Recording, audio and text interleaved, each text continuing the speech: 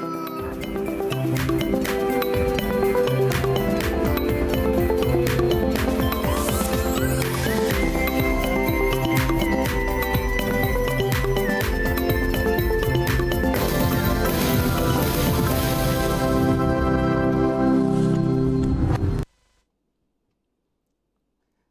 good morning, and welcome to another edition of Breakfast Daily here on Channel 1 Television. I am Nanatufo Boateng.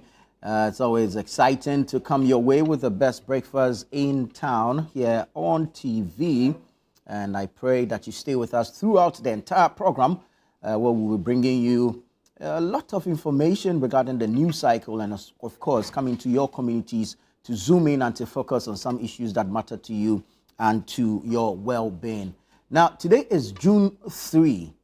10 years ago, a twin fire and flood disaster took away the lives of some 150 people, injured a lot more others, and left others scarred for life. We want to commiserate with the families of the deceased and, of course, express our heartfelt commiserations with the injured and, of course, those scarred for life. But you see, the repercussions of the June 3 flood and fire disaster remains a bitter pill to swallow, and the lessons of that horrendous incident should not be swept under the carpet. However, with the recent floods being experienced, it is quite clear that we are lagging behind as far as preparations towards flood disasters are concerned. It's also clear that some of the common causes are improper planning or settlement planning, poor drainage systems, indiscriminate disposal of waste, and deforestation, choked gutters, and of course the lack of vegetation. Now, over the years, the beauty of Accra has deteriorated, due to various human activities. Now, as for the choked gutters and the unpleasant filth, the least said about it, the better. Because, there's so much filth in the capital that humans have to compete with waste for space. You get it? It makes no sense to me. Now, public education and awareness on proper sanitation should be intensified. Then, of course, our sanitation laws should be enforced to the letter without fear or favor.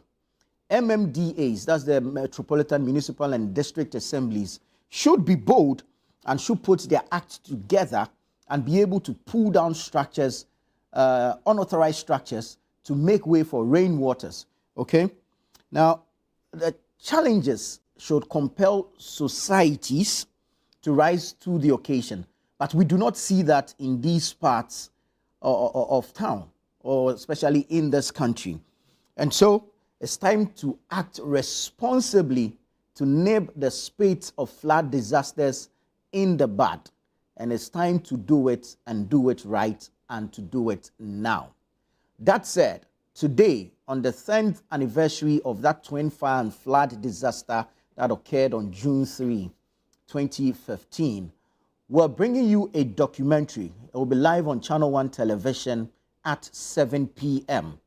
We'll take a look at what occurred that fateful night of June 3 and what lessons have been learned since then. So this is a Channel 1 Television documentary, June 3rd disaster, 10 years later. It will premiere tonight at 7 p.m. and you might just want to be a part of it. Stay with us here on Channel 1 Television, and at 7 p.m. we'll bring you that premiere of that June 3 disaster. We'll bring you the experience of people who suffered that disaster, what their lives have been after, what actually transpired or happened that night, and of course, how they have been coping with that horrendous incident and the memory of same since it happened. So the premiere will be tonight at 7 p.m., June 3 disaster, 10 years later. We'll bring you that documentary at 7 p.m. Okay. Now, let's tell you about the Agri Fair 2025. It is the biggest exhibition and sale of fresh farm produce that is happening from the 20th to the 22nd of June 2025. So are you a farmer with fresh farm produce? It could be livestock, it could be poultry, it could be crops, it could be fish or aquaculture products. Do you have same to exhibit and to sell? Be a part of the Agri Fair 2025. Do you have agri inputs or agri machinery to exhibit or to sell? Be a part of the Agri Fair. Call 0205 973 973 now and be a part of this groundbreaking event that seeks to bridge the gap between the producers and the consumers. We're bringing fresh farm produce to your table. All you got to do is to load up your wallets, your purses, and show up at the Ofori-Atta Children's Park from the 20th to the 22nd of June 2025. And together, let's be a part of this all-important event. We'll have access to innovations along the agri value chain. You have access to new technologies being deployed to make agri easier, safer, reliable, and productive, and above all, attractive to the youth. And so if you're a young man, a young woman out there looking to venture into agriculture, this is the one-stop shop for you, where you'll be able to make purchases, able to learn, and of course, able to hopefully network and connect with industry players to be able to sustain your dream or desire to enter the agri value chain. The Agri Fair or the Agri Fair is brought to you by Channel 1 Television with support from 97.3 City FM and is proudly sponsored by the Ghana Exim Bank, Legacy Crop Improvement Center, LCIC, as well as the Development Bank Ghana. And then, of course, I want to say thank you to Agri Impact for also being a part of our sponsors.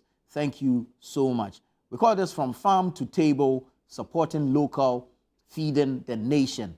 It's the Agri Fair, and it's happening at the Ofori-Atta Children's Park from the 20th to the 22nd of June from 9 a.m. to 6 p.m. each day. If you want to participate, you want to exhibit, you want to sell, please call the number 0205 973 973 now. There's going to be fresh kebab. There's going to be barbecue made from mutton and, of course, from pork. And you just want to show up so that together we can experience same. All right. We've entered the month of June and already we've hit the grounds running with the City Business Festival, which has been coming your way both on television and on radio, 97.3 City FM. The City Business Festival is bringing you on-air programming that will help grow your business, will help you expand that business, or actually help you start up. Then, of course, it will help you shape up your own personal finances or your personal economy, if you can put it that way. And so be on the lookout for our programming, which has already begun on air. And, of course, you get to benefit of the City Business Festival. We're going to be having some outdoor events as well. And so please do your best to join us for those outdoor events, which might come your way in the form of seminars, workshops, or a boot camp. Okay? Now, today being the 3rd of June, we have an on-air series on financial planning. Financial planning. And so you might want to stay with us here on Channel 1 Television at 10 a.m. for that. And you can tune in to 97.3 City FM at 9 a.m. for that particular session on financial planning. This, of course, will be done by Kush Mkushi. He's the finance director of Absa Bank Ghana. Kush Mkushi is the finance director of Absa Bank Ghana, and he will be leading that on-air series, that particular session on financial planning. And so be a part of it, 9 a.m. on 97.3 City FM, and then, of course, 10 a.m. here on Channel 1 Television. Now, also, as part of the City Business Festival, there will be an X space, okay, or Twitter spaces if you like it, on tourism and customer experience. This is also happening today at 6 p.m. So you might just want to follow our handle at Channel 1 TV GHA, at Channel 1 TV GHA on X, and be a part of the spaces. It will go live at 6 p.m. and that will be, of course, moderated or led by Professor Robert Henson. Professor Robert Henson will be speaking on our Twitter or X at Channel 1 TV GHA on X for that spaces tonight at 6 p.m. with Professor Robert Henson, all being a part of the City Business Festival, which is, of course, brought to you by Channel 1 TV and City 97.3 FM and sponsored by Absa Bank. I want to say thank you to Absa Bank. And there's MTN Business as well. Thank you to MTN Business. And, of course, thank you to Zonda Tech Ghana Limited. Thank you to Zonda Tech Ghana Limited. So like I said, be on the lookout, okay? Follow all our handles and you'll be getting all the 411, all the information regarding the various on-air programming, on-air series for the City Business Festival, which is throughout the entire month of June, right? So on-air, 97.3 City FM and Channel 1 Television, where we'll have industry experts speaking to specific topics that will help with your personal financing and, of course, help you grow your business from that micro, medium, small-scale enterprise to that established corporation or organization or institution that is looking to compete globally or internationally. The City Business Festival is brought to you by Channel 1 TV and 97.3 City FM with sponsorship from APSA and MTN Business as well as Zonda Tech Ghana. Thank you so much to our sponsors. Let's take a look at the newspapers this morning. Let's see what's happening. I have here the Daily Guide newspaper, which front page says, Wontumi freed, satisfies 50 million Ghana cedis bail. Wontumi freed, satisfies 50 million cedis bail. Ofori-Atta back on OSP wanted red list. Ofori-Atta back on OSP wanted red list. Minority enters fake doctor saga. Minority enters fake doctor saga. Sejinase youth protest illegal miners' invasion of Etiwa forest. Sejinase youth protest illegal miners' invasion of Etiwa forest. And you have 25 rescued from kidnappers. 25 rescued from kidnappers. Let's bring you the front page of the Ghanaian Times. The Ghanaian Times says, major milestone in Galamsey fight, illegal miners flushed out of 8 forest reserves. President reviews. Okay. Major milestone in Galamsey fight, illegal miners flushed out of 8 forest reserves. President reviews. Good one there. Include kidney check in antenatal care policy. That's attributed to Professor Che. You have UK backs Morocco's Sahara autonomy plan as most credible solution. UK backs Morocco's Sahara autonomy plan as most credible solution. Abandon borrowed Western mode of fighting corruption. That's the OSP speaking. He says, abandon borrowed Western mode of fighting corruption. And it's attributed to the OSP. When you go to the back page, Ebenezer SHS cries for infrastructure. Ebenezer SHS cries for infrastructure. And then you have the Church of Jesus Christ of Latter-day Saints donates 1,000 mattresses to NADMO. That's the Ghanaian Times newspaper. I'll take you to the Chronicle. The Chronicle newspaper this morning. Ejabeng talks tough. Ofori-Atta can't be treated like a king. Says he's a fugitive from justice. Ejabeng talks tough. Ofori-Atta can't be treated like a king. Says he's a fugitive from justice. And there's a quote from his press conference yesterday which read, this office investigated a former president. A former president was served with the same kind of directive to appear before the OSP. We didn't have to be chasing after the former president around the world, how much less a former minister.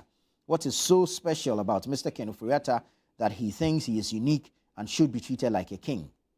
End quote. That's Kisie Ejabeng the special prosecutor speaking there. Cecilia Dapa's case back to Iyoko. Cecilia Dapa's case back to Iyoko. We understand that Iyoko has requested for the docket on Cecilia Dapa from the OSP. We are waiting to see how that unravels or how that plays out. Then you have Sejimasi youth kick against illegal mining in Etiwa forest. Sejimasi youth kick against illegal mining in Etiwa forest. And then our scripture for the day is taken from the book of Exodus, the chapter number 2, the verse number 15. When Pharaoh heard what Moses had done, he tried to have him killed. But Moses fled from Pharaoh and settled in the land of Midian. When Pharaoh heard what Moses had done, he tried to have him killed. But Moses fled from Pharaoh and settled in the land of Midian. May the Lord add his blessings to the reading of his word. The New Republic is up next. The New Republic newspaper says, released after 7 days of lawful incarceration, Wontumi's jail menu, no hunger strike, feared NPP poison plot. Ghana. So what? This is the menu. Morning, 4 eggs. Afternoon, 3 eggs. Evening, garden salad. Interesting. The New Republic. Okay. Ken Ofori-Atta declared fugitive again. Ghana cedi leads African currencies with 40% gain. Mahama fires warning shots. NDC to crack down on Galamsey with excavator import ban. And GIS blows whistle on fake recruitment scam. Don't fall victim to protocol lies. GIS blows whistle on fake recruitment scam, saying don't fall victim to protocol lies. The Economy Times is also here. The Economy Times and says Ghana accelerating back to debt sustainability as cedi strengthens. Ghana accelerating back to debt sustainability as cedi strengthens. That's what the Economy Times is saying this morning.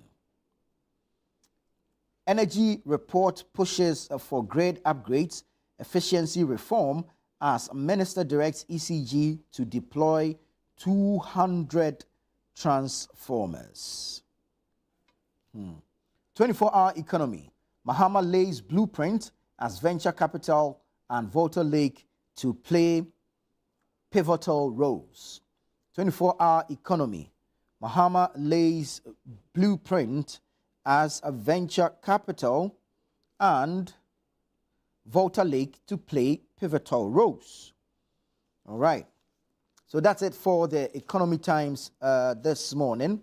We're going online now to bring you some stories from the news portals. I want to start off with the citynewsroom.com. Citynewsroom.com. They are leading with a story from the cocoa industry, and it says cocoa farmers renew push for 70% share of global cocoa price. Cocoa farmers renew push for 70% share of global cocoa price. Then, of course, today being June 3, it's expected that we'll mark the 10th anniversary of that twin flood fire disaster. And the story says June 3 disaster. Ghana marks 10 years after deadly flood and fire incident. June 3 disaster.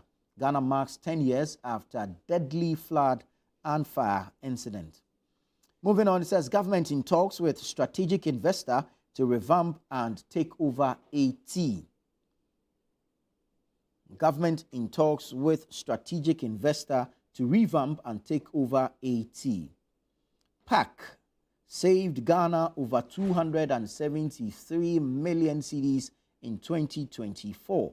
And this is attributed to the Speaker of Parliament, Alban Kingsford Sumana Backben. He says PAC, that's the Public Accounts Committee, saved Ghana over 273 million Ghana cedis in 2024. One of us was in trouble. Brian Achampong explains Wontumi bail support. One of us was in trouble. Brian Echampon explains Wontumi bill support.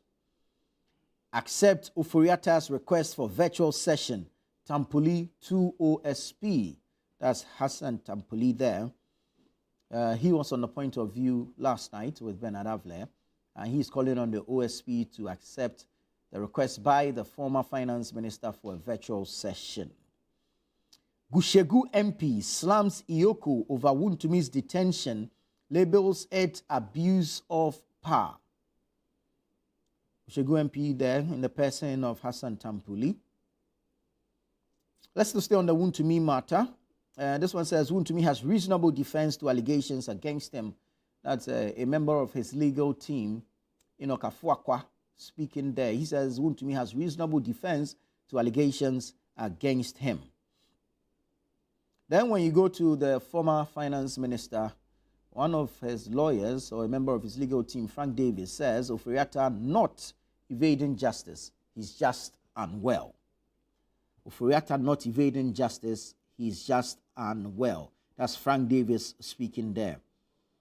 On the matter of the conflict in Boko, the president, John Dramani Mahama, is expressing confidence in the Asantehene Otunfo the second's mediations.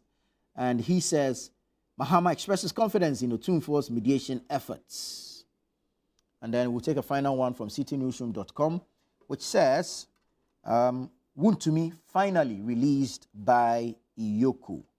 Wontumi finally released by Iyoko. Let's go to channel1news.com. We'll take you to channel1news.com and we'll bring you some stories from there as well. Let's look at what Channel 1 News is leading with this morning. We'll wait for you to bring Ofori-Atta back. Frank Davis dares Wontumi. We'll wait for you to bring Ofori-Atta back. Frank Davis. Dares OSP rather. I beg your pardon. Why is Wontumi clouding my thoughts this morning? We'll wait for you to bring Ofori-Atta back. Frank Davis dares OSP in the matter of the case involving the OSP versus the former finance minister. Now, woman sues hospital for installing CCTV in breast exam room, cites privacy violation. Oi. Woman sues hospital for installing CCTV in breast exam room, citing privacy violation. Okay. Wontumi's rights not violated by Iyoko over bail delay. That's Inusa Fuseni speaking there. Wontumi's rights not violated by Iyoko over bail delay. It's attributed to Inusa Fuseni. He also spoke with Bernard Avler on the point of view last night. Now, Wontumi's health has deteriorated. He needs medical attention. That's Inoka Fuakwa, one of the members of Chairman Wontumi's legal team. He spoke on the Channel 1 newsroom last night with Frema Adunyame. And he says Wontumi's health has deteriorated. He needs medical attention. OSP refers Cecilia Dapa's case to Iyoko. OSP refers Cecilia Dapa's case to Iyoko. Then you have Iyoko releases Wontumi after meeting bail conditions. Iyoko releases Wontumi after meeting bail conditions. And then you have OSP triggers Interpol red notice for Ken Ofori-Atta over corruption probe. OSP triggers Interpol red notice for Ken Ofori-Atta over corruption probe.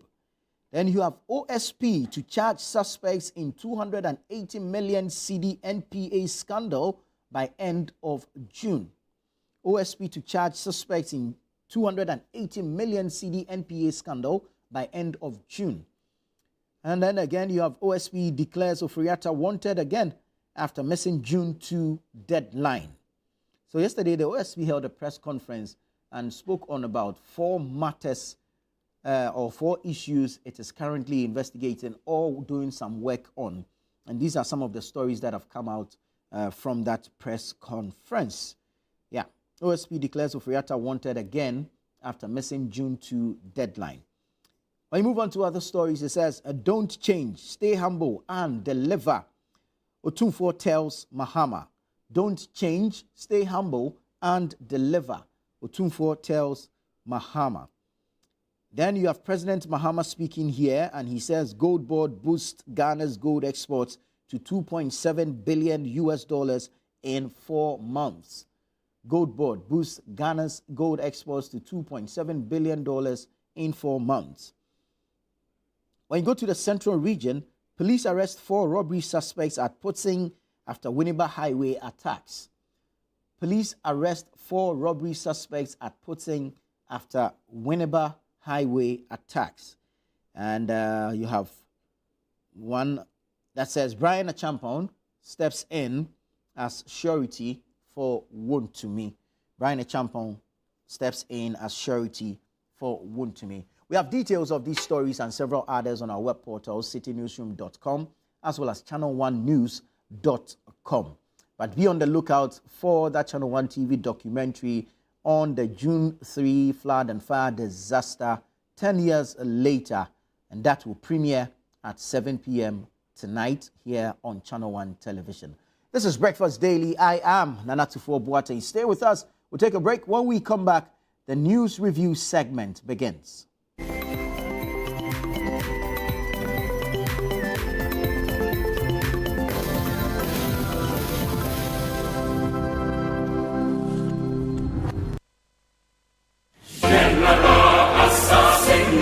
Calling all farmers, agribusinesses, and innovators, this is your chance to shine. Channel 1 TV invites you to exhibit at Agri Fair 2025, one of Ghana's largest agriculture exhibitions. From Friday 20th to Sunday the 22nd of June, the A4 Sutherland Children's Park in Accra will come alive with the very best from Ghana's agribusiness sector. Are you a farmer with fresh produce of any kind? Be it crops, livestock or poultry, fisheries or aquaculture, or you're a supplier of agro inputs and processing machinery? This is your platform to connect with the world. AgriFair 2025 is more than an exhibition. Showcase your fresh produce, share your expertise and experience, and grow your business. So, to all farmers with fresh produce, livestock or poultry, fisheries or aquaculture products, come, sell, network, and expand your business. AgriFair 2025, where culture meets innovation. Register now to secure your spot. Call us on 0205 973 973. Come one, come all. Enjoy the freshest farm produce at unbeatable prices. And treat yourself to sizzling kebabs made from beef, mutton, pork, chicken, and more. Great taste, great value. Don't miss out. The AgriFair 2025 is powered by Channel 1 TV with support from 97.3 CDFM and is proudly sponsored by Exim Bank, Legacy Crop Improvement Center, and Development Bank Ghana.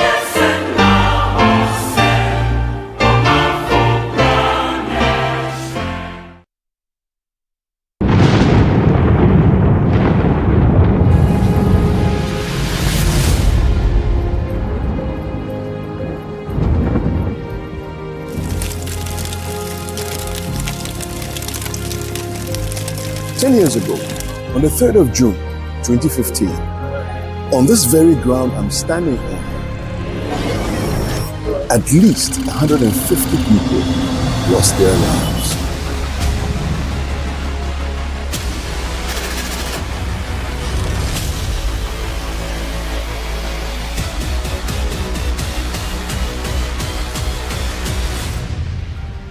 We had a call that, Honorable, there's fire somewhere. I went upstairs to my house and I raised my head and I realized, hey, I see the whole of the Baka is burning. On that day, there were like 2 explosions. The thing that caught my mind, and then we were already reporting on the floods. There was that situation around, so people were calling in, and then the sky was anchoring and all that. Then I heard the first blast. It was just like within a twinkle of an eye, fire traveling from some place, then the blast came. This is ground zero of that infamous twin disaster that happened on that day. A Channel 1 TV documentary, 3rd June Disaster, premieres on 3rd June 2025 at 7 p.m. only on Channel 1 TV.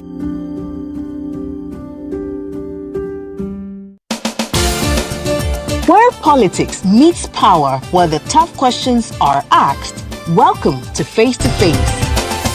Every Tuesday at 9 p.m., join Umaru Sanda Amadou as he takes you face to face with the key players shaping the future of our nation.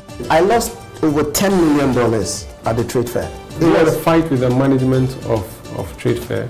I don't have a fight with them. I just deplore the way they went about what they did. Let's talk about the chief prosecutor of the state at the time that you were being prosecuted, Godfrey Yeboah-Dame, the Attorney General. Yes. I think he was directed to jail us. By who? By the system. Boku has been a failure for your government, though. Can't be a failure. You have not solved it. No, you are not praising them, the previous government for solving Yendi, which was even a more difficult case. It's quite obvious that from these votes, the people felt that let's just let you go. So they were disappointed in us. You are essentially the worst government in the Fourth Republic. I don't know how you are doing that. If you based on the indicators. Yes, based on the number of people who refuse to come and vote for you. If that is your analysis, then why not? No filter, no boundaries, just the truth behind the headlines. Deep, bold, and unflinching. Face to Face with Umaru Sanda Amadou airs on Tuesdays at 9 p.m. only on Channel 1 TV, where politics gets real.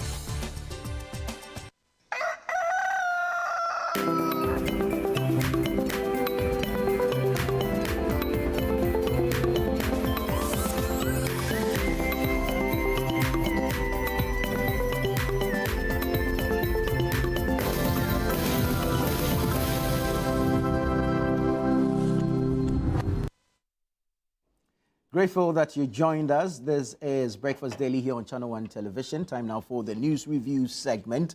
A number of issues making the rounds in the news space or the news cycle this morning. We've picked on a few, which will be bringing some perspectives too. So please join us. The show is very interactive. Let us know your thoughts, your comments, and your contributions via our socials. We're live on YouTube. You can drop a comment on our Facebook as well. We're on X, and of course on other social media platforms. But you can send us a WhatsApp message. The number is there on your screens. Text us. Let us know what you think.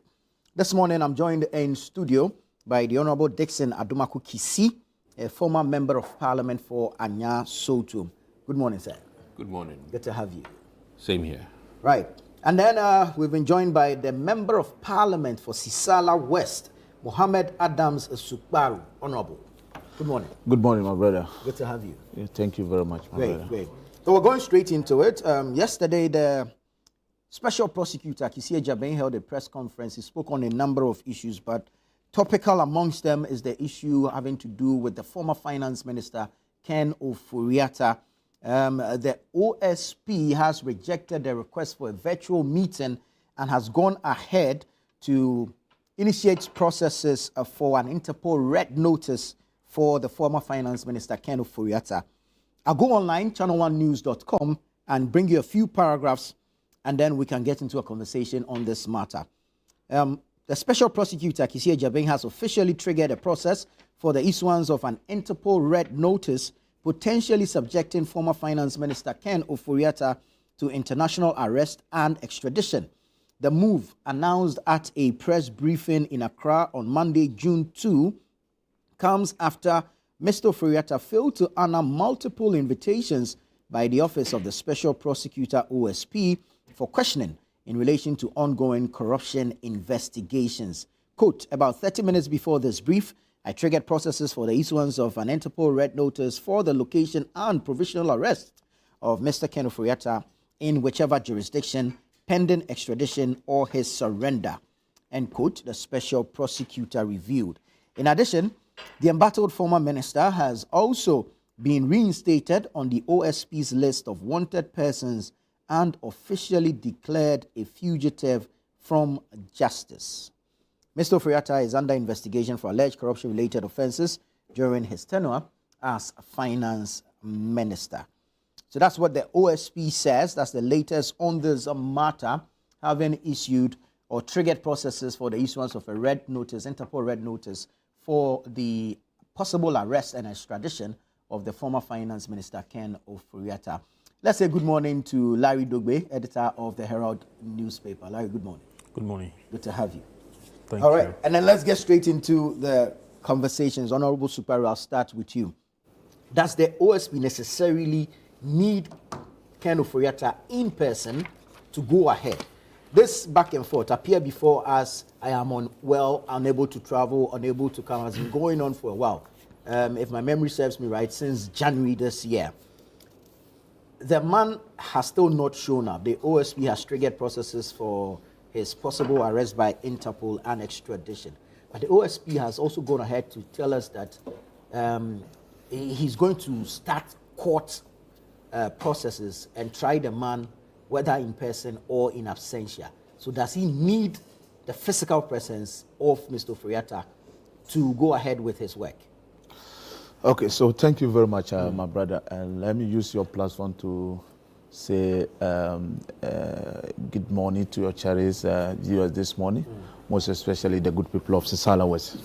Yes, with this issue, my brother, we're talking about fighting corruption in our country. And I think that this is an institution that was established to help the already existing institutions to enable us as a country to be able to, fight corruption, which is a greatest enemy to our progress in this country. And so I think the Office of the Special Prosecutor, particularly in this case, the man has been very proactive, and to me, he's doing what he's supposed to do as an institution that is supposed to fight corruption. What is he saying? He has invited somebody who was once, occupied an office, a public office, and there are allegations raised about, against the said individual. And so what he's supposed to do is to invite him to interrogate the person so that he will be able to establish whether or not the person, those allegations raised against him, there are cases that, amounting to he proceeding to the court to prosecute him. And so if he invited you on several occasions and every day you keep giving excuses, like you rightly said, this thing started way back in January, February, March. I think March, when his own lawyers wrote to him that in March he was going to undergo a surgery.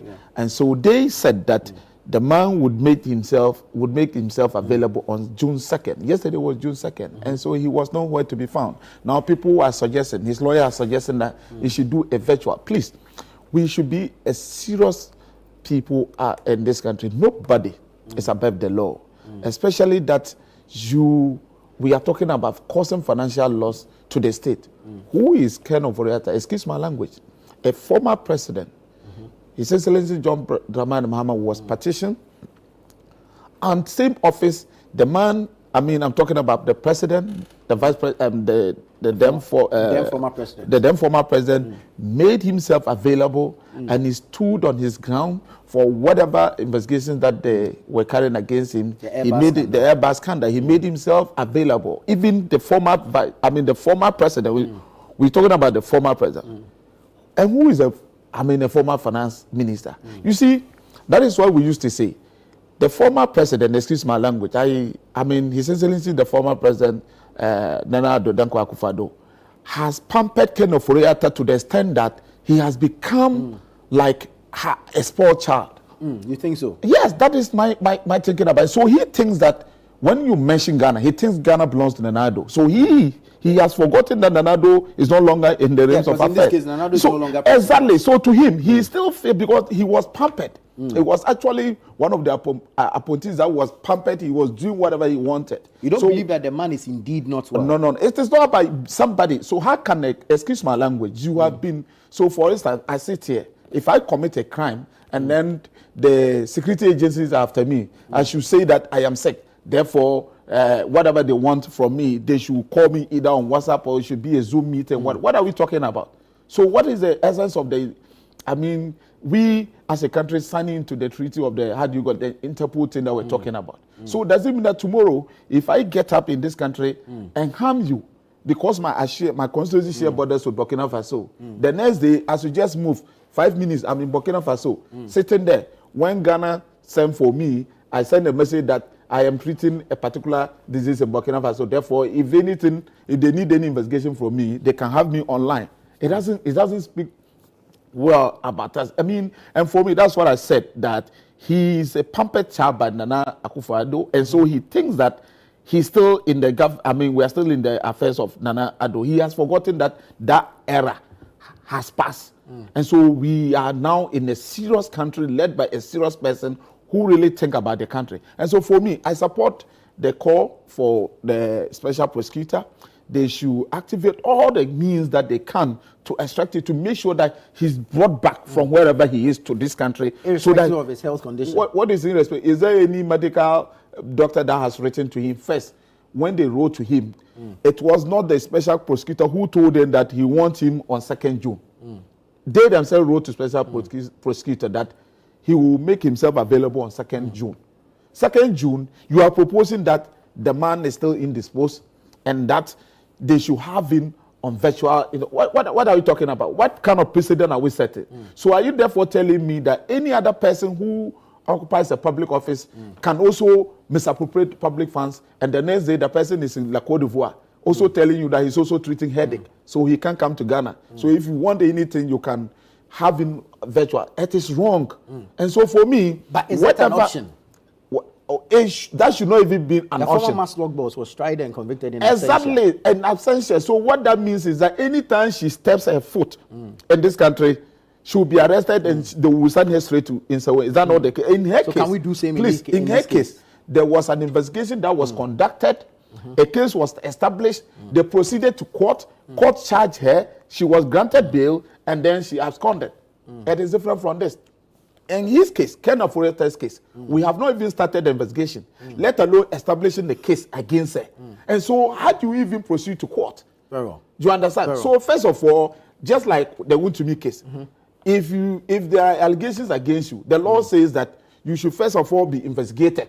And based on the investigation, you can be detained for somebody to come and bail you. Then they have you taking your statement, and then they go ahead with the investigation. If they are able to establish a case, then they proceed to court. Is that not the case? I'm not a lawyer, but we all know this is the basic, procedure. And so in the case of Ken Ofori-Atta, you and I know the man even left this country before the voting. He knew all the things he did. And certainly he knew once his government was leaving power, he would be held accountable to all the mess he caused. And so he decided to just relocate to stay in the United States of America so that he can have time to spend all the monies that he allegedly stolen from the government. And so for me, I support what the special prosecutor is doing. He should activate all the means, whatever he can, to make sure that the man is brought back. Look, when that happens, it is going to serve a certain notice to any other public official that you can never run away. No matter the crime, you can never hide. Wherever you go, we as a country, we can bring you back to this country and make sure that you are investigated. We make sure that we prosecute you. If the court says that you are found guilty, you should be jailed, we'll jail you. Very well. You understand? Very well. And so for me, I support that. Whatever we have to do to ensure that Mr. Ken Ofori-Atta is brought back to this country and investigated, we should do that. And so I support special prosecutor. Honorable Kisi, do you think Mr. Ofori-Atta is abusing the leniency of the OSP regarding all the, if you like, the chances he has been given to show up, which he hasn't? Well, good morning, Nana. Good morning. And good morning to the Dogbays. You should have said and the For me, you know, say good morning to me. Oh, I said the Dogbays and the Suparu. We are not related.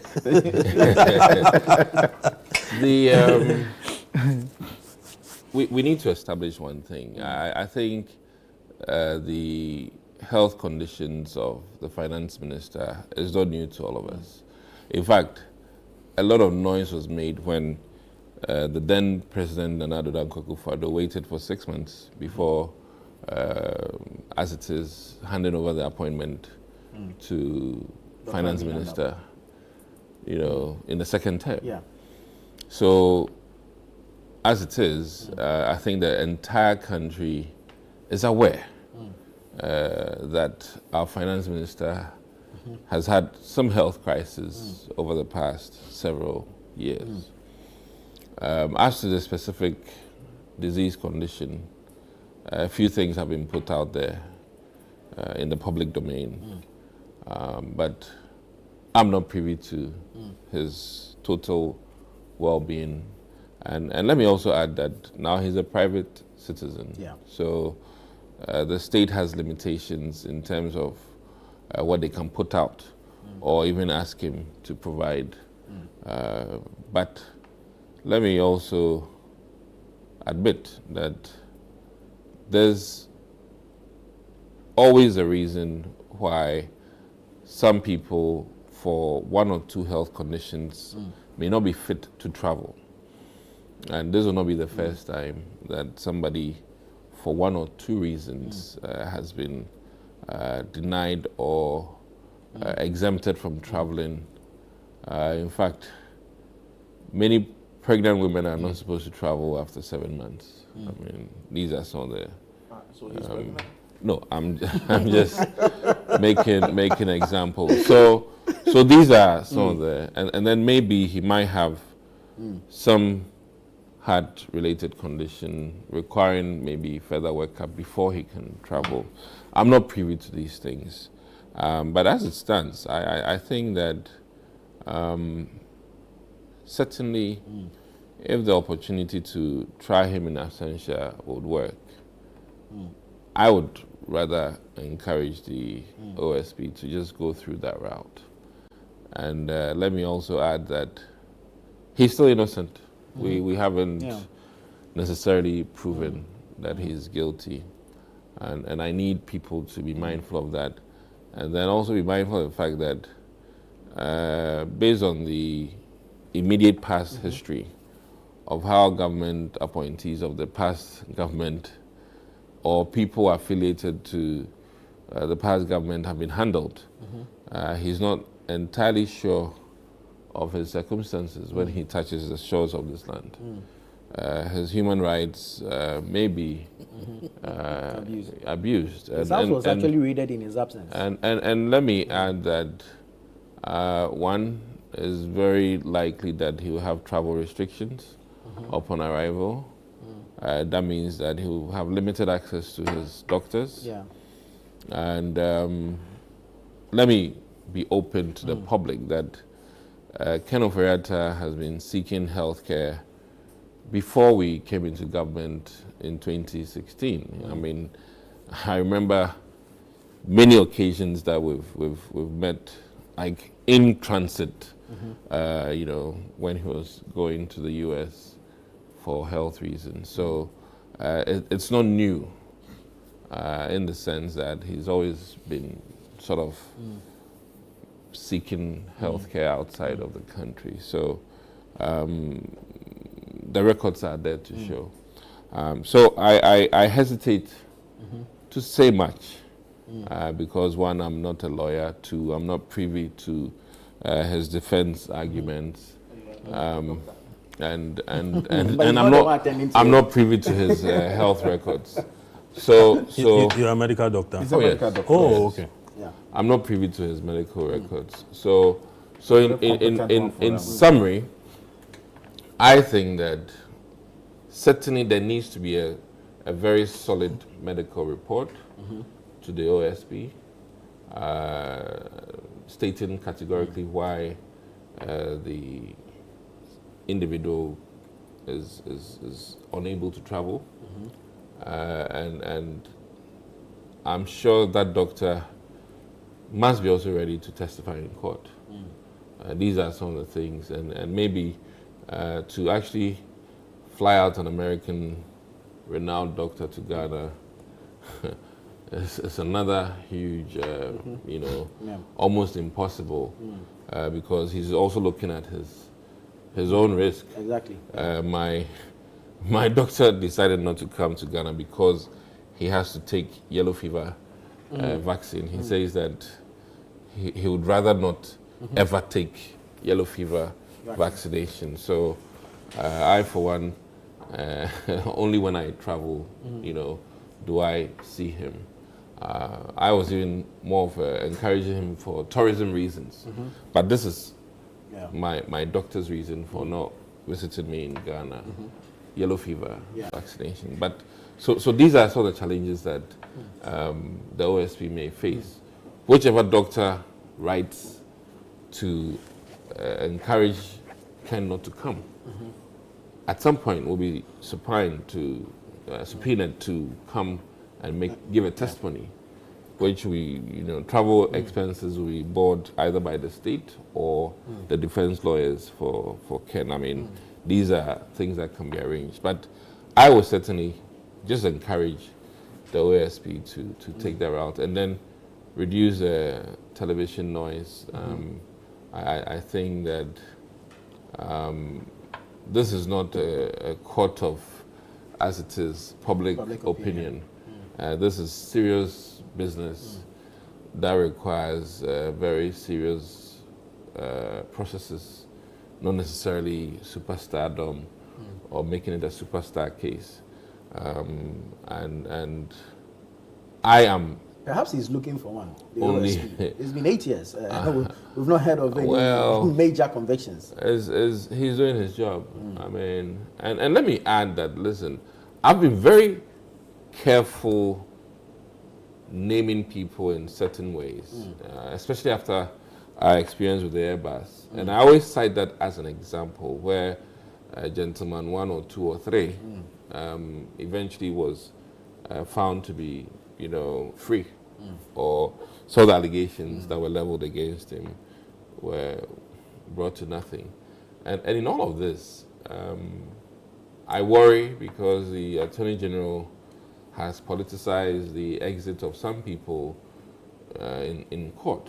I mean, the likes of Opuni, to say the least. I think that these are the things that does not bode well for justice in this country. Right. Very well. It so happens that many of the issues have been colored politically, and we've set a certain precedence where all of a sudden, when a new government comes, supposed crimes are then forgotten about. And I say this with the greatest of respect to the court system in this country, that it shouldn't be that all sins committed under NDC are no more sins after the NDC comes. And then likewise, the MPP administration, for lack of a better word, if they even try Ken for the next 4 years, it may so happen that when the MPP administration comes, they'll give Ken a clean slate. So these are my few words. Right. And we wish Ken Ofori-Atta, good health. Yeah. Even all of us as Ghanaians wish him long life. It's important. I mean, listen, whether we like it or not, he's been a statesman. Yeah. And one way or the other, he's been in the life of service to this country. Very well. Very well. Thank you. Larry, I mean, these are the preliminary stages. Even the status of Ken Ofori-Atta now, he's a person of interest, a suspect, right? He's not been formally charged with anything. So this media spectacle, I'm asking this because in the event that he's cleared, reputational damage and all that, mind you, he still runs businesses in this country. There's data bank and all. So, I mean, this media spectacle, can we put it on hold? Go on with our investigation, because all these matters or allegations are against him. There are institutions that are existing in this country that are working, that, I mean, the OSP can go through and then when need be, bring the man in to pursue his cause. So, I mean, is it time to bottle up this media spectacle and do as he has said he will do, go to court? For the OSP to go to court? I don't know where to start this from. I mean, he has said that he's going to court. Editor, say something, please. Yeah, you know why? I'm having difficulty because these are good friends. These are friends. Yeah. Okay. Kisi has been part of, that family. As in, he's been closer to the Akufo-Addo family, the Gabi family, the Ofori-Atta family. He came from there. You know this? The OSP. Okay. You know, we have you got me so yeah. Well, wondering which Kisi. Particularly when it's make a disclaimer for me. Yeah. Kisi Jabe. Okay. You know, these are friends. Oh, you know this? Oh. You don't know this? No, I do not. Okay. So, I mean, when the backstory, when you follow this thing to some extent, it's like, oh, come on, why? I mean, is he doing this to us? Okay. Yes, it comes up every now and then. Right. And it is, so it's seen more as a friendly fight. But the twist is taking doesn't look friendly. Yeah, people outside, some people feel that it's all a charade.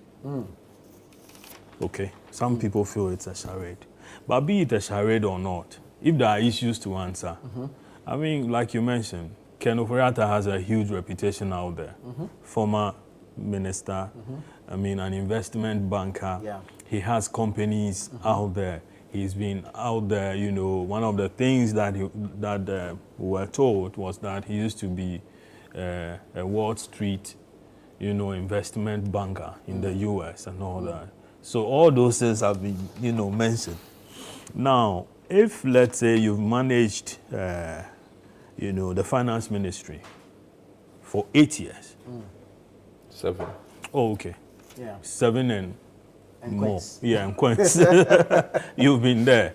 And issues have arisen that need your, let's say, attention. You come and respond to it. Okay? To the best of your ability. Yeah. Come and respond to it to the best of your ability. Now, but then he comes up and says that, listen, there are medical reasons why I can't come. Okay? Despite that, it depends on how you deal with the person who is inviting you. That then would suggest that, hey, you are ready to respond to them, whatever claim they are. Yesterday, I had the opportunity of listening to Frank Davids, one of his lawyers. I mean, these are not my words. Testers to the program. To the program held him as arrogant and rude. That, I mean, his responses were totally, you know, off. Is that? Is it off track? Yes. Now, you might have, you know, issues with Kisi's choice of words as well. Okay? Kisi Ejabe. Kisi Ejabe, you know, yes. Yeah. But in your response to him, you have to also show some respect to the Ghanaian taxpayer on whose authority, you know, your client served. Okay? So he can go and bring him. It's not good enough. I mean, throwing words at the guy. For the best part of that interview, he refused to acknowledge Kisi Ejabe's role as the OSP. And it was like, I mean, what you were saying, I mean, unconfirmed, you get it? I see. Okay. You don't talk to people like that. Even if Kisi Ejabe had stepped on, you know, whatever it is I had gone beyond a certain boundary. Engage the people, be decorous, be respectful. Okay? Speak with maturity and speak with respect to the people. You don't just throw words at people like that. You might think that you are addressing Kisi, but in reality you are not addressing Kisi Ejabe. It is Ghanaians, yes. It is the office and Ghanaians for that matter that you are addressing. So show respect in your approach. It was totally off. Now, what are the issues that, at stake? The OSP mentions the SML deal. I mean, we all know how scandalous that deal was. To a point where the president himself had to order for an investigation into it. People were demanding the report into that. The Herald was one of the media houses that reported on that SML. And then this Manasseh also also did. And then the president moved on, demanded an investigation.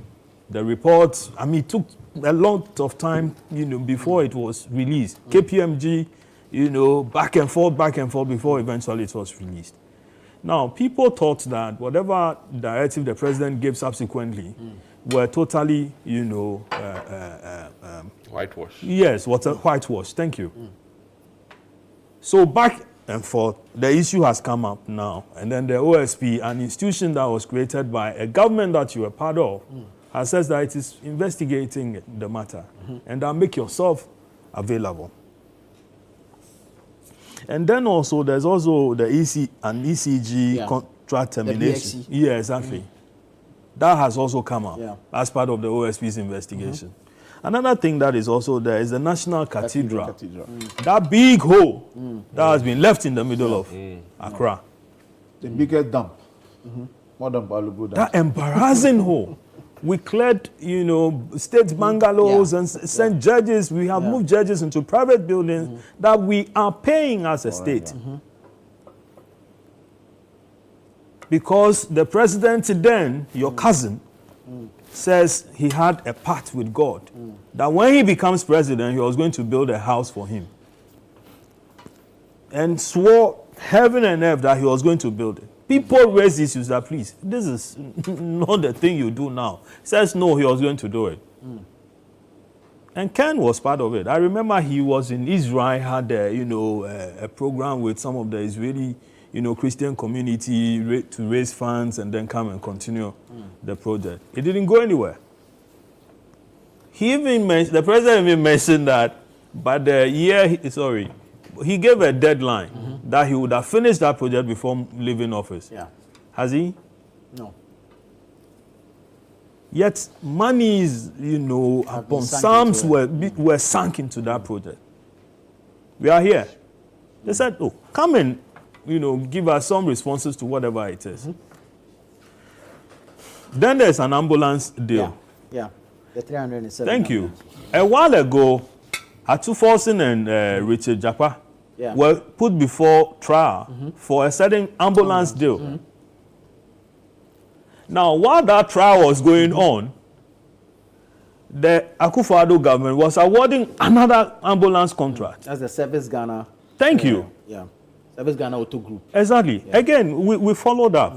President Akufo-Addo's daughters were on the bill. On that contract. Autopass, something. Their boyfriends were part of that. From Nigeria. And others were all involved. There was a minister then, Howard Kumsin. Under whose office that is the Special Initiative Ministry. Yes, exactly. And then you flip the thing, you go further, and you see Ministry of Health also somewhere also as part of the same contract. So you took on Atuforsen and Richard Japa, part of the previous government, and prosecuted them. Here you were also awarding a contract to nobody else but the president's daughter and then the boyfriends. The cost of the contract, I mean, how did you? In one breath, the minister then, Howard Kumsin, was quoting a lesser figure. Another time, it had ballooned per unit of the ambulance. And I'm sure because he was the one who made the payment, as in Ken Ofori-Atta, he's been asked to come and speak to it. Right. Okay. Then finally, there's also a GRA tax fund. Exactly, management. They said come and speak to some of these things. I see, that's what I'm saying, that with all these matters, he was a minister supervising. The institutions are still here in this country. The petroleum revenue thing, SML, GRA is there. The BXC, ECG is there. The ambulance thing, Health Ministry, Finance Ministry, they are all there. How do you recall Victor Salome of Rawlins's government? Yeah. He also authorized payment for a certain feasibility studies to be done on. I think they were trying to create an investment park or something. The Ministry of Trade under Dana Bodakwi. Victor Salome went to jail over that. Yeah. Okay. Again, Atu Forsen also supposedly authorized payment to Richard Jacquet's company. Yeah. And he was put on trial. Yeah. So it is not, as in your words, just. It's not just. I'm not saying that. I'm not absolving him of anything. I haven't said you have, because you don't have the power to. No, I do not. But in this case, the person says he is not well. Investigations can proceed. And that's at when he is. Is it? And you see, I'm not holding brief for him to make it look like he is dictating to the OSP as to how to go about his investigations. But I'm saying that investigations can start from somewhere. Let's go to the courts. Okay, we are not to tell the OSP how to go about his that's investigation. what I said earlier. But for me, well, maybe he feels that listening to him in person. You recall in the U.S. case of Donald Trump, where the Senate decided that they were calling others first before they will get to him. Yeah. You get it? I mean, somebody will decide where to start his investigations from. He wants to start with your house help for him to make some confessions here and there or some admissions. And with that, I'll confront you with it.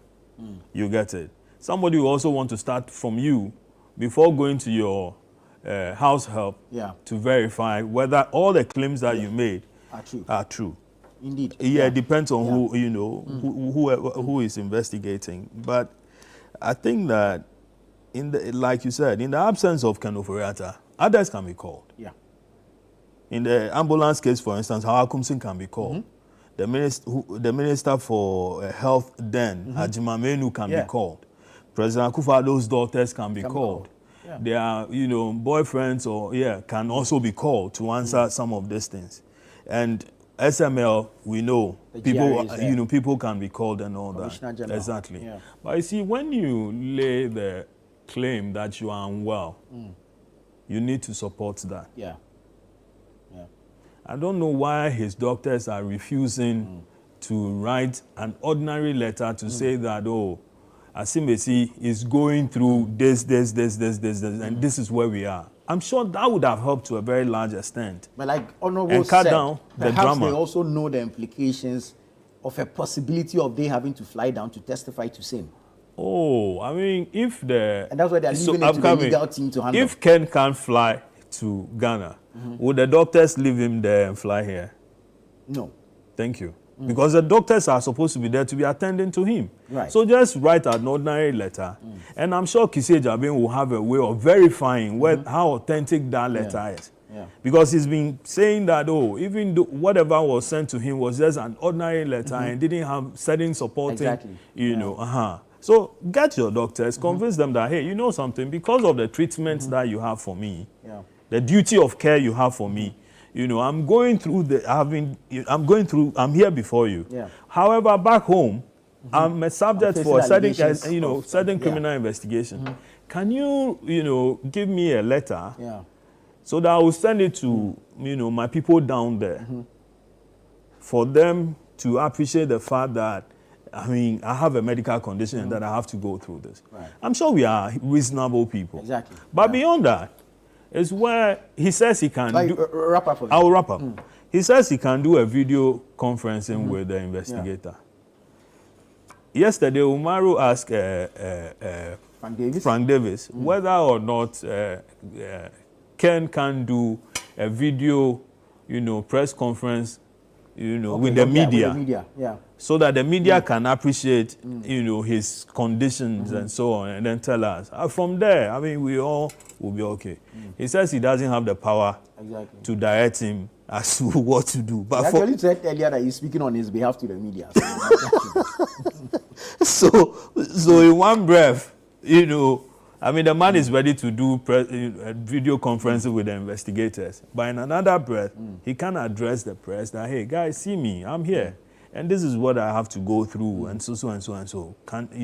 I'm ready to meet you. However, this and this and this and this. Yeah, because the initial thing was that he owe that to the media. Oh no, he does. Minus the invitation. It is not the media. It's not our duty. He owes it to Ghanaians. The people he had served diligently. If the OSP had not sent in a request for interrogation or interview, he wouldn't have even suggested a video or a virtual session. No, it's because there's an issue. He had given a date that he was going to come. Do you understand? He had given a date that he will be here. So if the day comes and you're unable to come and you are making another claim that you know something, I can do a video conference. With you. Initially, he says his lawyers should go and meet the OSP. Yeah. OSP says that, listen, it's a criminal investigation and that we need the client, as in we need the suspect to come and respond to all this. Do you get it? Yeah. Back and forth. He was given some time and then he said he was going to come in May. May has elapsed. Do you understand? Yeah. He says he can do only a video conferencing with you because he's unwell. Okay? However, the OSP says no. If the OSP says no, you put the OSP aside and address the media and say that, oh, guys, I'm here. And by extension, Ghanaians. So that you can so we can appreciate the condition. So that Ghanaians, not we, Ghanaians can appreciate. Yeah, I mean we Ghanaians. Yes, you know, can appreciate whatever it is that you are going through. Okay? Yeah. And that, I'm sure, will bring down the heat a bit. Thank you, Larry. Having said so, I noticed that Kevin Taylor had posted a picture of Ken in a restaurant, you know, somewhere in the U.S., a Chinese restaurant somewhere in the U.S. I mean, saying that, listen, the man who says he's bedridden, I don't think he said he's bedridden. He says he's scheduled for surgery. So I'm just using that, you know, figuratively. That the person who says he's unwell, I mean, here he is, you know, in a restaurant, so and so. You get it? But I'm using also that to justify the point that if he could go out there to eat and enjoy, you know, whatever it is, he might as well even address the Ghanaian media and then address Ghanaians. And everybody will appreciate that, oh, indeed, you know, he's unwell. But you know, in these times, I mean, a picture alone might not be proof of anything. We don't know whether it's an old picture. We don't know if it's a doctored picture.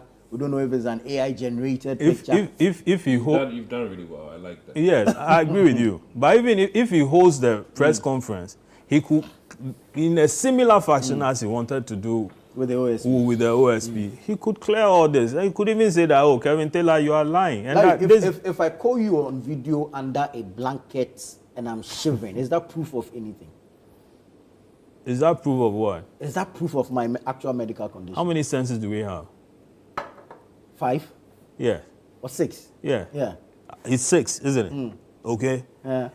At least it could give me an idea as to whether or not, okay, you are unwell. After doing that, tomorrow morning when you are seen in a, let's say in a pub somewhere, playing football somewhere, people will appreciate that, oh, listen, you are a bloody liar. Yeah. Do you understand? Yeah. I'm saying that in order to clear all this, I mean, to clear the claim that you are just using your health as a cover, not to appear. You do some of these things. A newspaper has just published that, oh, MPP people, anytime there is an issue and you summon them quickly, then they fall ill. Yeah, they fall ill. Kennedy Japan was mentioned. Amaya Kunfi has just been mentioned. Wontumi has also been mentioned. And then there's another one. I'll find the name. Very well. Let's make progress. And then Ken Ofori-Atta too has been mentioned. You get it. If you had committed yourself to serve Ghanaians, you know, diligently. After that, there is a means of accounting for your stewardship. Okay?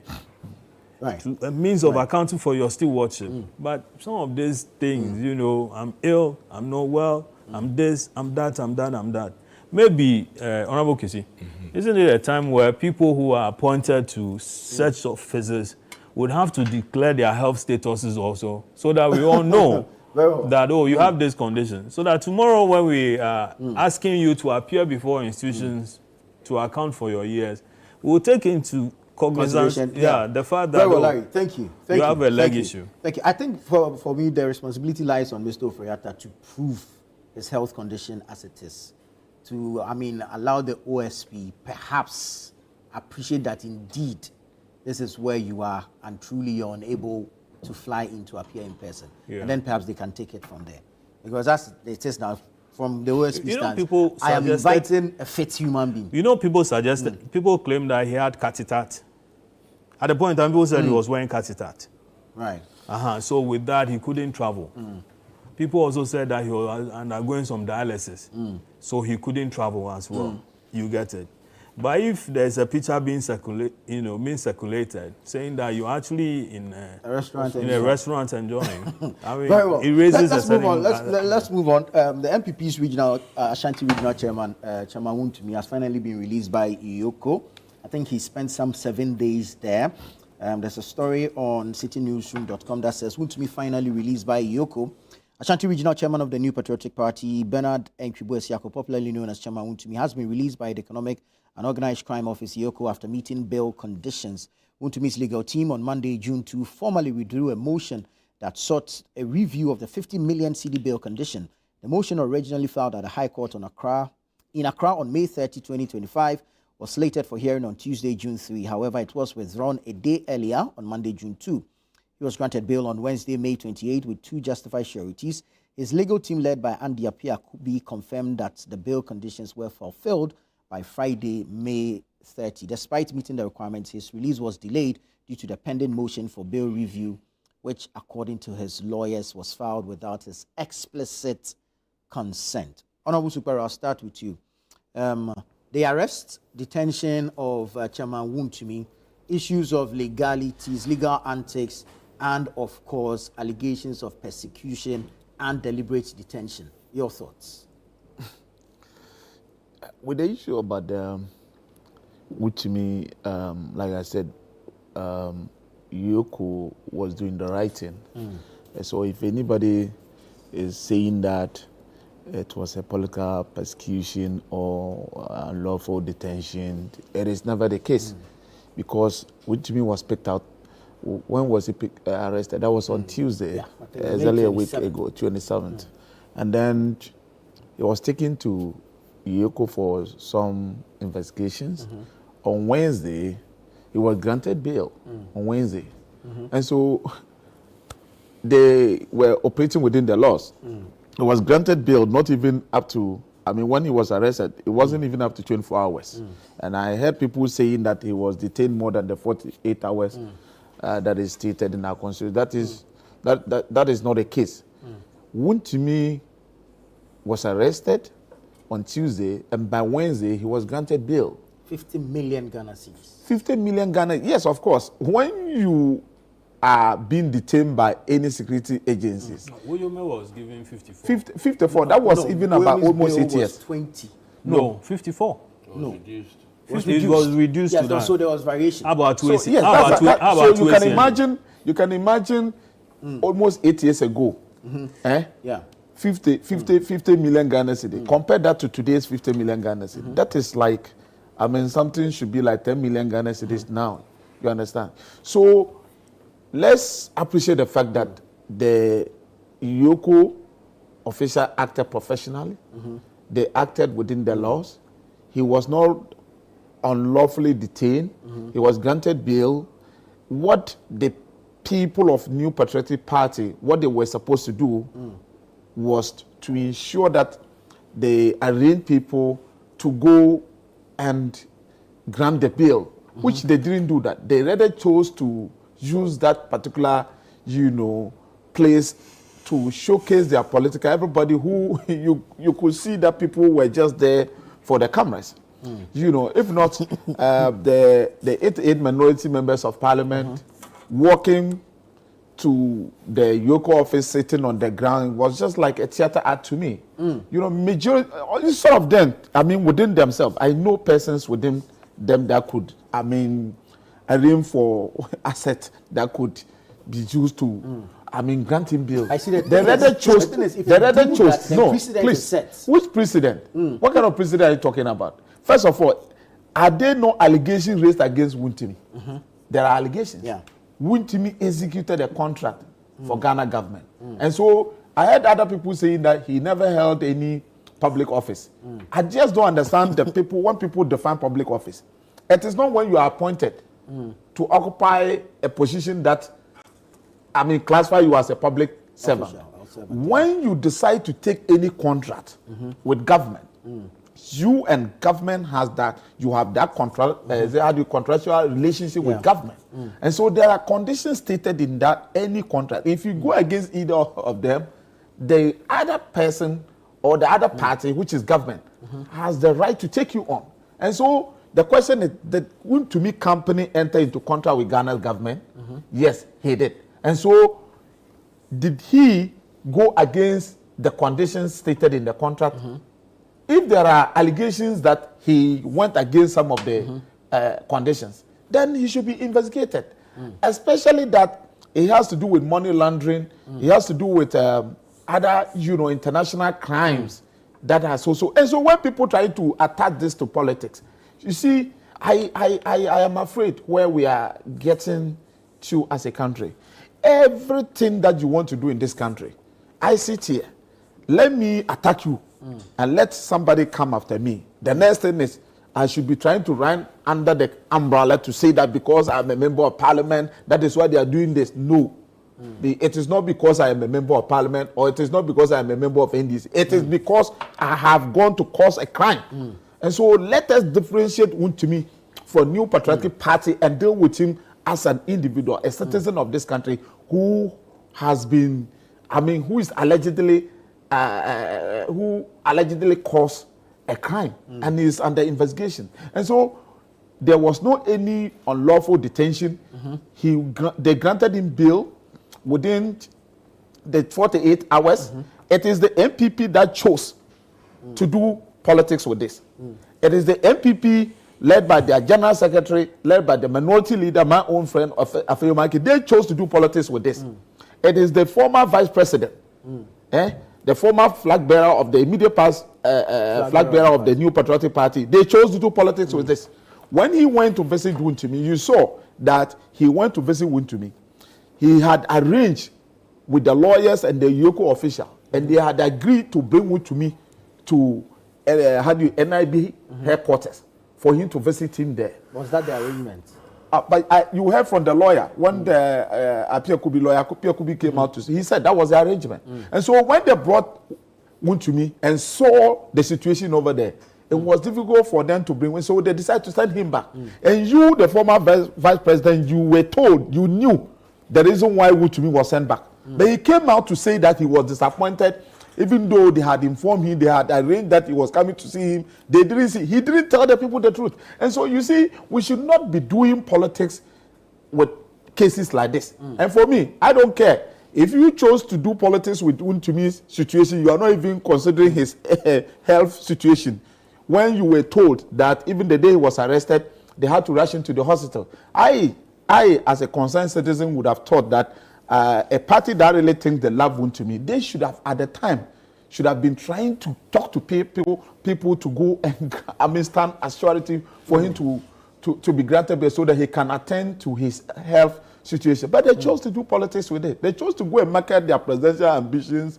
You saw Honorable Kennedy Japan came, Bamia was there, and then they did all of these things, did all the drama, sat on the ground, organized well to sing, block street, and then so what kind of solidarity is that?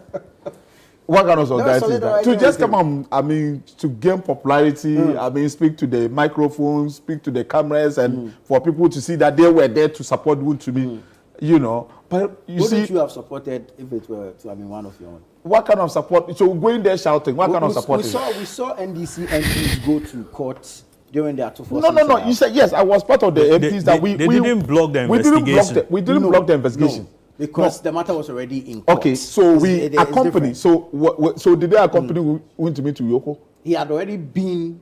So all the people that were there who tell me even a single person, did they even have the opportunity to see? Did they go there to visit him? They went there to make noise and they thought they had noise. To solidarize. So how kind of solidarity? You heard all of them shouting there. They thought the shouting could release Wontumi. Don't go and bring the surety and stand there shouting. And shouting, singing that what's your national design? We are the new patriotic How can you are the new patriotic party and that you win power to do what? To destroy. You say can you imagine? This is why you need to go get charity people to come and start charity. You decide to organize people from Kumasi to come and sing. Let me teach you this. Was it a football stadium? They rather tell you go to a football stadium. Repeat after me. No, I will not repeat after me. We are the new. I am not. When you get your time, you can use it to sing. I will not allow you to sing for me. So that is what is it. So in the end, we saw, well, all of these things. You didn't see Bernard. Brian Achempo never appeared there. The only time he appeared there was to come and stand as surety. This is what serious persons behave.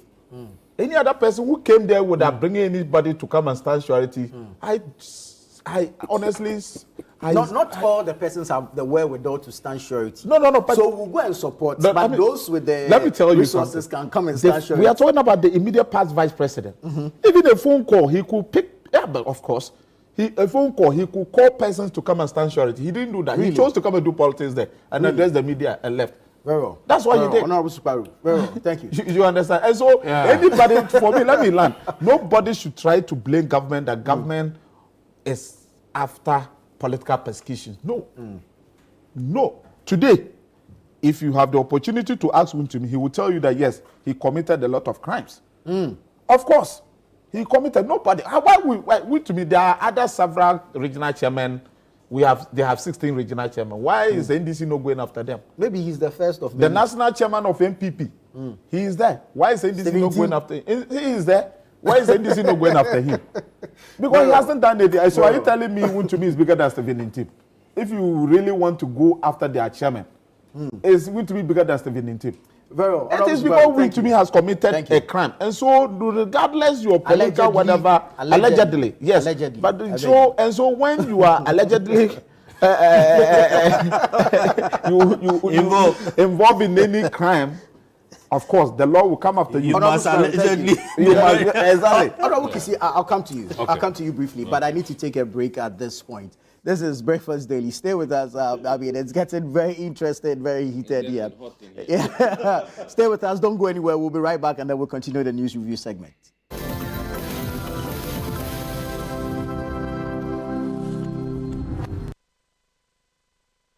Do you want a healthy smile? Are your gums bleeding when you brush or floss? It may be time for a professional dental cleaning. Hi, I'm Tanya from Bethel Dental Clinic, Ghana. Bleeding gums are a sign of gum disease, and when you visit the dentist, your dental hygienist will examine your gum and bone health by completing a periodontal assessment.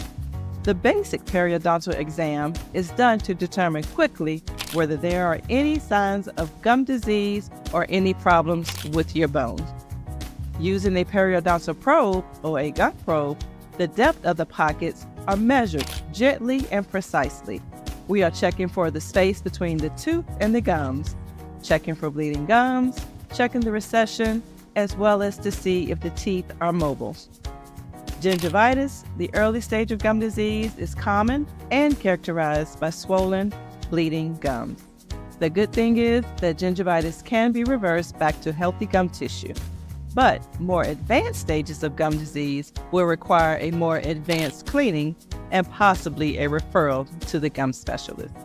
Regardless of which type of cleaning your dental hygienist recommends, they all have the same end goal, and that is to remove harmful bacteria and to reduce your risk of dental disease. So, have a discussion with your dental team on gum health and preventative measures against gum disease.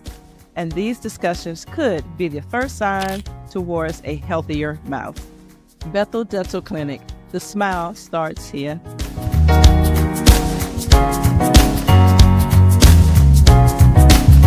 Healthy smile. Brand new on DSTV. When a nominee to the Supreme Court dies, his family begins to suspect foul play. Dad knew that he was in trouble. Hollywood's darkest scandals are exposed in this gripping 6-part documentary series. You have violence, fraud, homicide. And a rich and powerful family is thrown into turmoil when a young woman claims to be the owner's illegitimate daughter. You have another daughter. Stay connected to everything new on your home of entertainment, DSTV. Brand new on DSTV. When a nominee to the Supreme Court dies, his family begins to suspect foul play. Dad knew that he was in trouble. Hollywood's darkest scandals are exposed in this gripping 6-part documentary series. You have violence, fraud, homicide. And a rich and powerful family is thrown into turmoil when a young woman claims to be the owner's illegitimate daughter. You have another daughter. Stay connected to everything new on your home of entertainment, DSTV. My name is Lydia Safwa. I'm from Safusco Ghana Limited. I'm the managing director for the company. I'll commend MasterCard Foundation and Absa Bank for the 10% loan for women-led businesses and agri-businesses, because this facility came in at the right time for Safusco. The facility helped us to get machinery for our detergent powder and other raw materials to help us come out with 3 products: the detergent powder, the African black soap, and the bleach. We're able to employ 15 youth in addition to our working force, and this has really helped boost our productivity and revenue as well. Annually, we organize the Global Hand Washing Day in schools within our vicinity. We hope to make sure that Safusco helps to combat diseases from the schools. We are trying to have volunteers within the school. Those volunteers will help make sure that the project is being sustained in the school.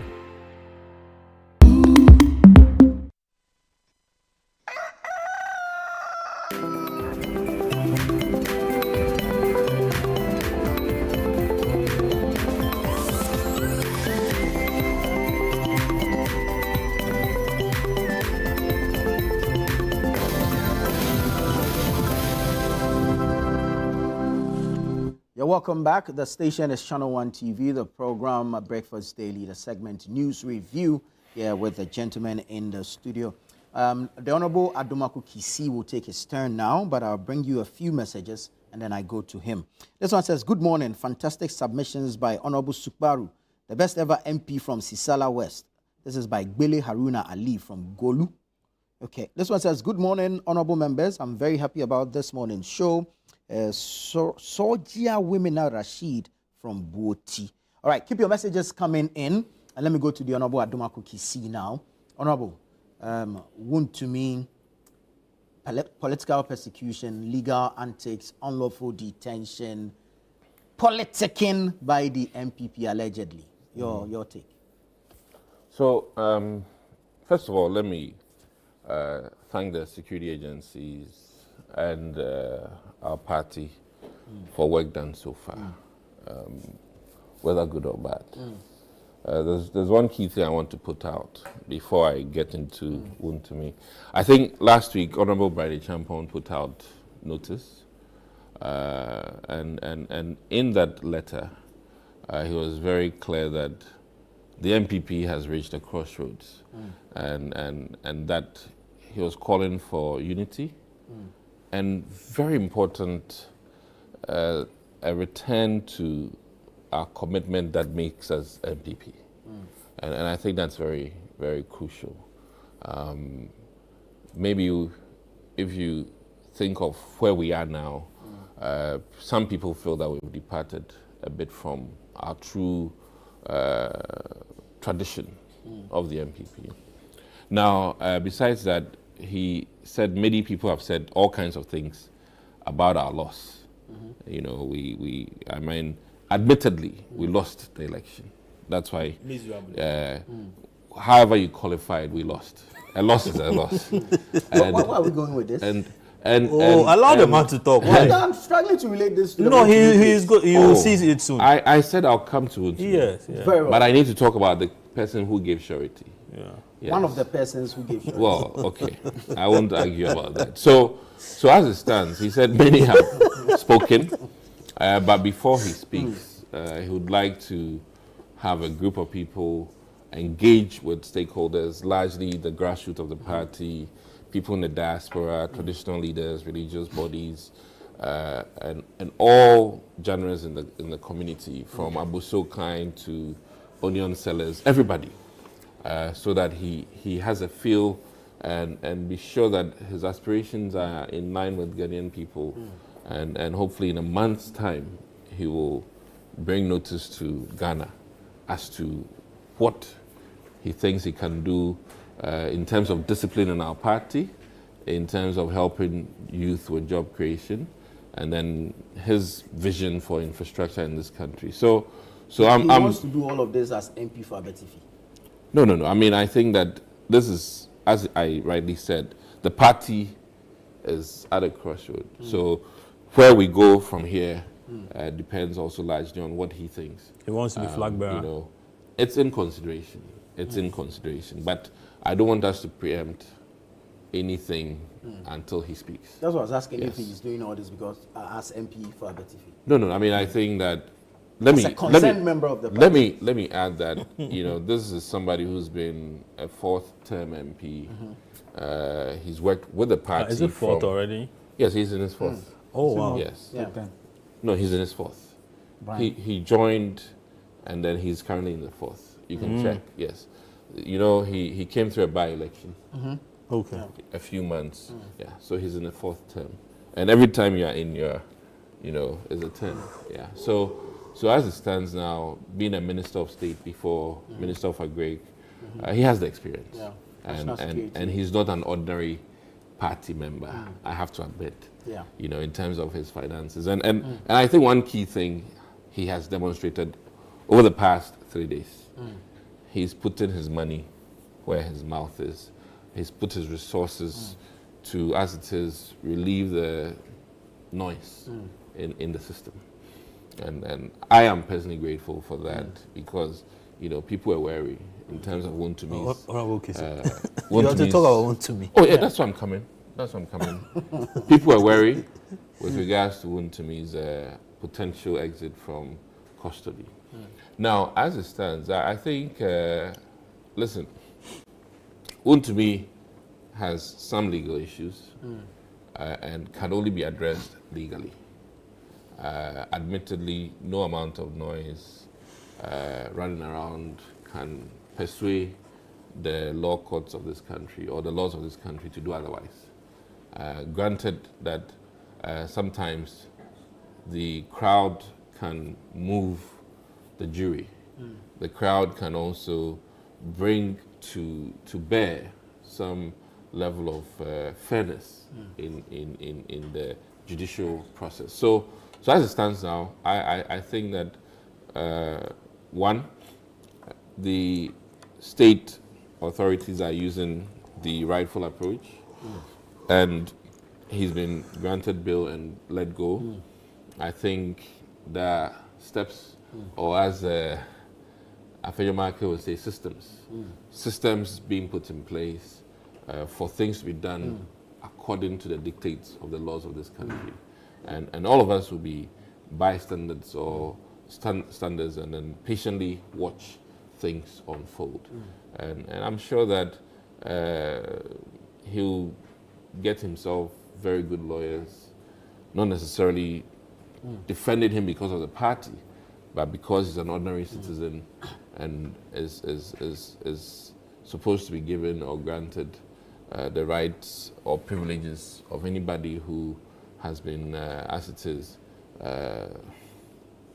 put on, this suspicious, as it is, or charged with these allegations. So we'll patiently wait and see how it pans out. And I want to use this opportunity to plead with the MPP supporters that we be mellow and take our time and support in ways that matter and in ways that can contribute to ensuring that the wellness and health of all of our appointees who are being sought after go well.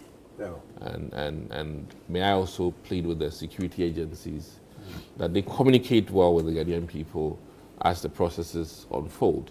I think that they need to step up their PR game a little bit because of the current situations that we are in. People are getting jittery. I don't know if after today I'll be picked up. I mean, no, I'm just saying. Let's be honest with ourselves. So on that note, I think that a bit more of communication is, and I'll commend. I mean, listen, the former IGP did that change with the police service. Of all the many things that he did, that is one thing that I personally can say that he inherited. No, I said of all the many things he did. No, I'm saying he inherited that information flow. You know that. Well, but it was. Actually, we had a problem with how he disseminated information. It was, especially those of us in the media. Well, let me say that for me, those were the times that I could actually see, police write up with regards to either investigation or people who have been arrested. Right. It didn't used to be the case. I mean, let's be. It used to be. Oh, well, maybe it was coming to the editors, but I'm talking from an ordinary citizen. Maybe through the WhatsApp mediums now we could see these things. So I'm just saying that I think that just as the police service puts out this nice notice, a summary of how we got there, a summary of how people ended up being arrested at their homes with AK-47s, and all of that. I think that it might be good. Right. And then to conclude, armed robbers are copycats. And if we're not careful, people will be kidnapped under the pretext of being security agencies. So I think that should be carefully looked at. Right. In the sense that it should be very professional, and there should be somebody with appropriate identification, so that people will not be reluctant in when they are being apprehended. Because that's for me. I mean, listen, I don't wield any guns, but certainly, if you just arrive at my house without appropriate identification, I will be very difficult. Though I'm a gentleman, I'll be very difficult.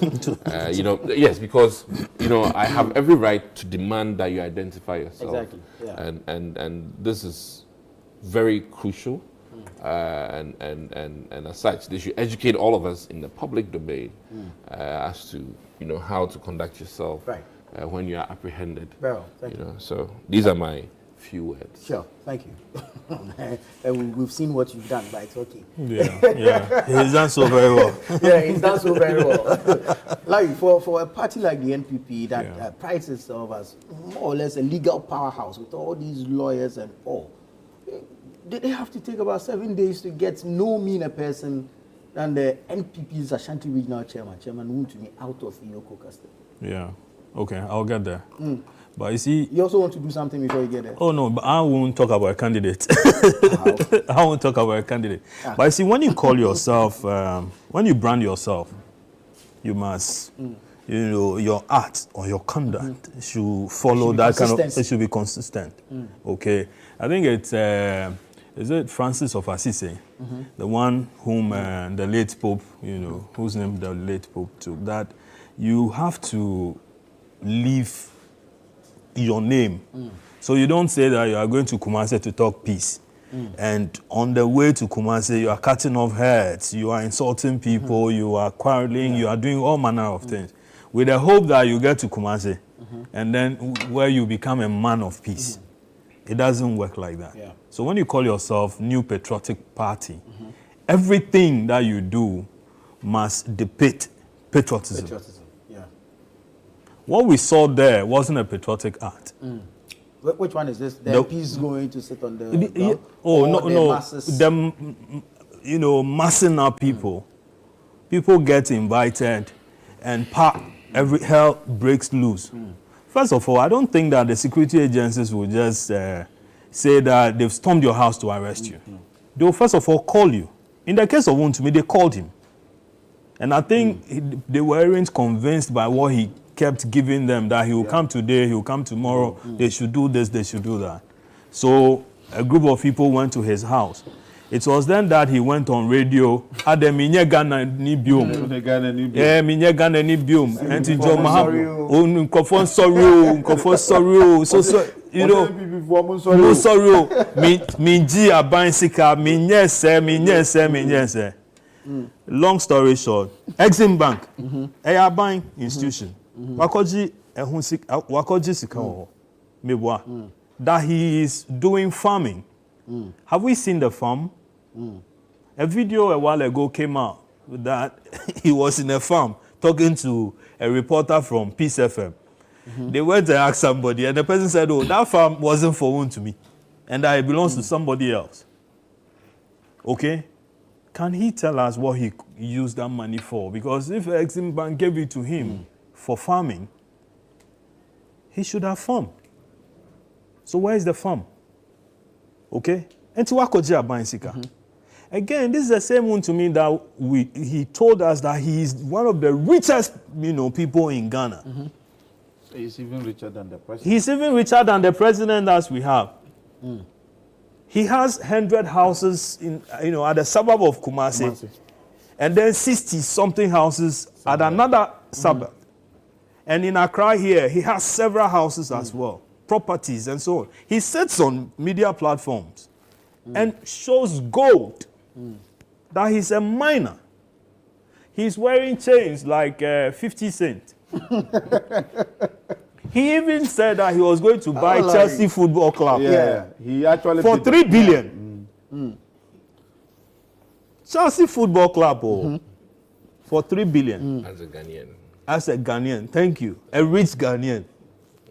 Okay, the Bill Gates of our time. The Elon Musk of whatever. And here we are. You have gone for Exim Bank loan. People are mentioning mass lock. I don't have the details of that. Right.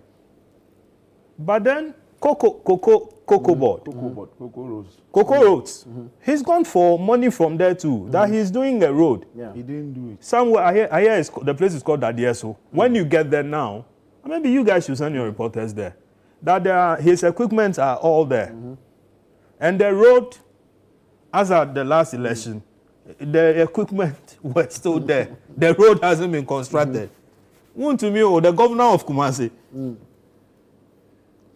My guy. And now you have been called to come and speak to some of these issues. And you said, Nipan bro, assemble. And then Senator Mahama Ekono, there could be coup in Ghana. Why? So all that money, the rich boy, suddenly so and so. Where are we going with that? And then people storm the place there. The new patriotic party, the Patriots. I thought I saw you there. No. You didn't go there. I wasn't there. The Patriots, now, they say, the bail bond is too excessive. As I pointed out to you, Woyome had 54 million Ghana cedi on his head. There's something about W in Ghana. Is there? I said there's something about W. Wontumi. Wontumi, Woyome, okay. But Ofori-Atta doesn't have W in his name. Yeah. Yes, Nana Yao. So Woyome had 54. Atuesian had 200 million Ghana cedi. Yes. Yeah. And you see that's the thing, and you mentioned the communication from the security agencies, which I totally agree, because if we're given at least some figures to the alleged crimes, then when the bail bond is issued, at least it settles. I'll get there. But then there's also, there's an international angle to all this. I mean, people are suggesting some car stealing syndicates and so on. You are suggesting that day one of his appearance at CID. Yes. What car did he go with? Yes. Day two. Yes. What car did you go with? So it aroused interest in the legitimacy of the cars. There was even a claim that Interpol has been chasing him for ages, but because his party was in office, he could, tell them anything and get away with it. Now, the cars that he brought there, most of them, if you notice, were registered 2025, 2025, 2025. And these are luxurious cars. Oh, yeah. Oh, you didn't see them on TV? High end. I haven't. You haven't? Okay. I mean, I saw some of them. So, and then I hear there was a convertible and so on. No, a Corvette. Oh, sorry. Okay. So, I mean, a Corvette is supposed to be a very, a high-end car. So that is also on the table being investigated. Now, the reason why he was kept there for all that, to your question about the lawyers, total chaos. The first day he appeared with Godfrey Dame. He appeared earlier with Andy Appiah-Kubi. Okay. Then we saw Godfrey Dame come take over. And this was at the police CID. Okay. But for the Yoko, I think it's been Andy Appiah-Kubi leading the front. Why did he say he didn't want Godfrey Dame? I haven't heard even him yesterday, Godfrey went by. Yes. So, he went by. But then, if you listen to... Probably he also went to support. The cameras must capture him. Maybe he also went to sing. So then the lawyers, in one breath, they are looking for surety. And Kennedy Japan went there and he couldn't produce the surety. I think he had two surety from Yakufi in the Sky Train. And so he couldn't. So I think, I don't know how it works, but okay, that's what worked. But I mean, the MPP, you know, rich boys and so on, they couldn't produce, they couldn't get a surety. But somebody claimed that they were afraid that as soon as they put out that property, it will become subject for an investigation. So most of them, well, you have to be skeptical in these matters. So most of them started. But I mean, why I asked about the lawyers and all, it appears the party's lawyers were not in the same or on the same. There was total confusion. Wontumi's lawyers. There was total confusion. We saw it. I mean, yesterday when you heard Gary talking about Appiah-Kubi. I mean, in the words he used, I can't use them, you know, here. It didn't look tidy. It didn't look well at all. And where Gary has, you know, he filed an application in court, and then Appiah-Kubi was in, you know, with Yoko saying that, oh, listen, we could get a surety, and as at Friday he had done so. So, but for Gary's application, I'm sure Wontumi would have come out on Friday. But back and forth, he had to go back to the court to go and withdraw that. And now let Brian's surety, and then who else? Only Brian. Only Brian, okay. But the sureties are supposed to be two. And I don't know. He gave above what was required. No, but the court says two sureties. So, I mean, maybe then they had mercy on him. Because two sureties, whether this thing is up or not, I don't think that. For some reason, the communication around the sureties is making Brian look like the hero of the day. Well, that's how it's supposed to be. So, but you know, with the lawyers again, Subaru, from the lawyers, quick one. The lawyers again, Justin Kodua is saying that, to me, after court, he went home to rest. Okay. Then there's another lawyer, is it Enoch, saying now to me is critically ill, and that he needs medical attention. He's checked himself into a hospital for medical attention. After that, he would have to rest, and then from the sound you played today, he'll have to cross his T's and cross, dot the I's, and before deciding as to when to appear before the Ioko and so on. Again, another miscommunication. Is the man at home or he's in the hospital? That limping we saw yesterday, is it proper limping? Because it looked like a stroke limping. Yes, I was just telling But if it's a stroke limping, you are medical practitioner. but his face would have depicted something. His face looked nice, but the leg, look a bit, a bit funny. When he got to Alisa Hotel and they were singing, I saw him also singing. They went to Alisa Hotel after that. Yes, I saw a video when he went to Alisa Hotel and they were singing. I saw him singing with both hands. With both hands. A while ago, I saw somebody walking like a stroke patient. Now let's say they are here. Watch this video. But at least Hotel, what they were singing, all of us, I don't know whether he got delivered. All the two hands. I said, hey. The energy in the room. No, there's healing. There's healing in the soul. Carry on. I mean, we're wrapping up. We're running out of time. So, but back to NDC. I think NDC is suffering from the MPP kind of syndrome, information flow. Okay. Suddenly, I think they need to engage more and more. The two parties are messing it. When they get into office, it becomes something else. Okay, MPP had communication this, communication that. At the presidency alone, so many.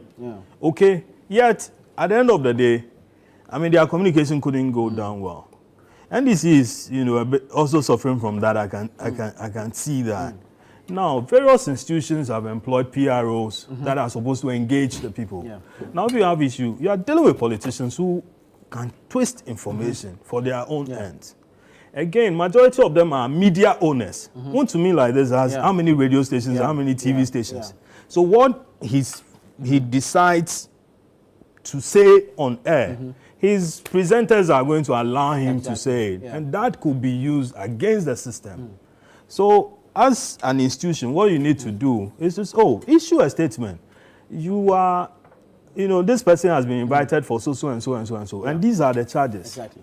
Okay, and put it out there. Like we saw with the police after they invited. So then, everybody is carried along. But this thing where, you go and you invite the person tells you that I'm not well, and then you storm the place there, and then he's on TV, he's on radio, he's on Facebook calling General Secretary, party chairman, saying that let's mass up.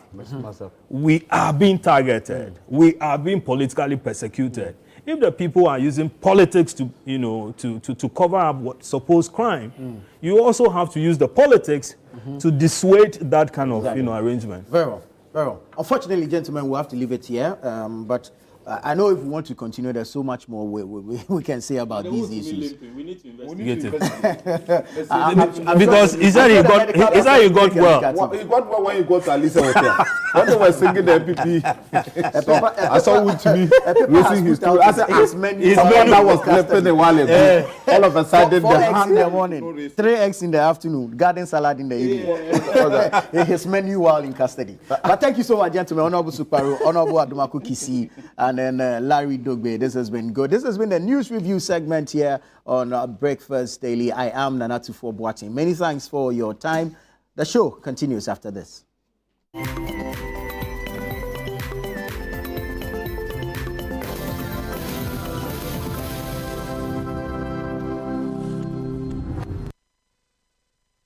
Freshness redefined with Franco refrigerators. Imagine a refrigerator that keeps your food fresher and longer. Enjoy advanced features like the multi-air flow technology for optimal cooling, the smart humidity control for moisture levels, the fast freeze function for rapid cooling, and the energy efficient control for reduced power consumption. We have the double-decker freezers in different types. We also have the chest freezers in different types. We have the tabletop freezers. Get yourself a refrigerator from Franco and you will never regret. For online purchasing, just visit our website at www.francotrading.com. Call the numbers on the screen for bulk purchasing and any assistance. Franco refrigerators, freshness redefined. Every day, people have money emergencies. Ma, I need my school fees emergency. Mommy, chop money emergency. Emergency. Catch it. I'm your rent emergency. Now, there's a new emergency number in town. More money, challenge and enjoyment. At the top life we got. Dial star 770 hash for all your money emergencies and chop life. Dial star 770 hash for money emergencies and get easy and quick access to your money, loans, and other banking needs. EcoBank, the Pan-African Bank.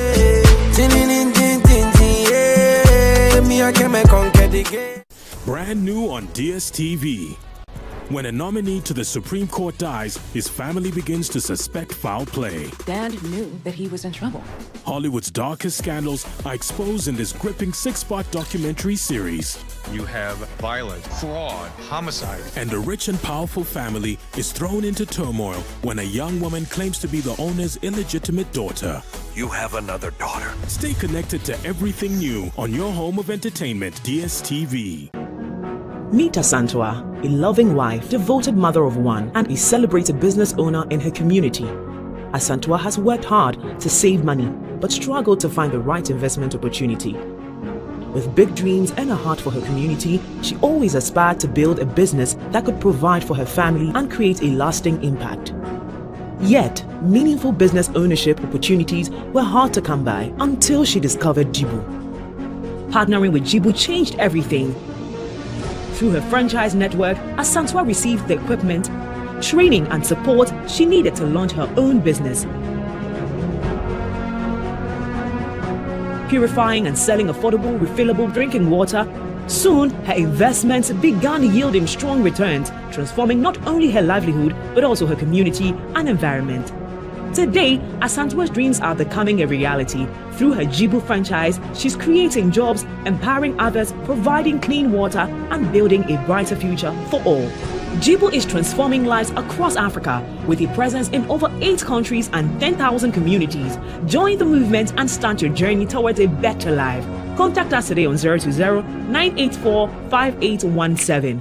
Jibu, a better life. Some movies change the world, and you'll find them elsewhere. Mnet Movies 4 is just in it to change your mood. Great. Yes, I can. They turn an ordinary night into something awesome. Make you laugh louder, smile bigger, and feel like a kid all over again. Yay! This is gonna be so much fun! The only thing our movies are seriously serious about is making you happy. All month long. On Mnet Movies 4 for the easy, cheesy, silly, funny, snort laugh classic movies of your life.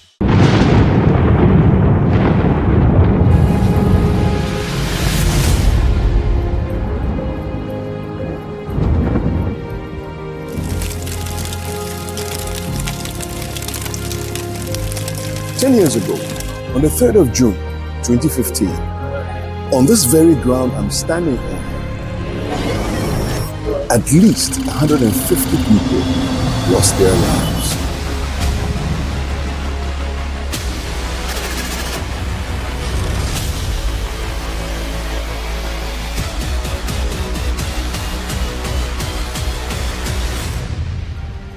We had a call that, Honorable, there's fire somewhere.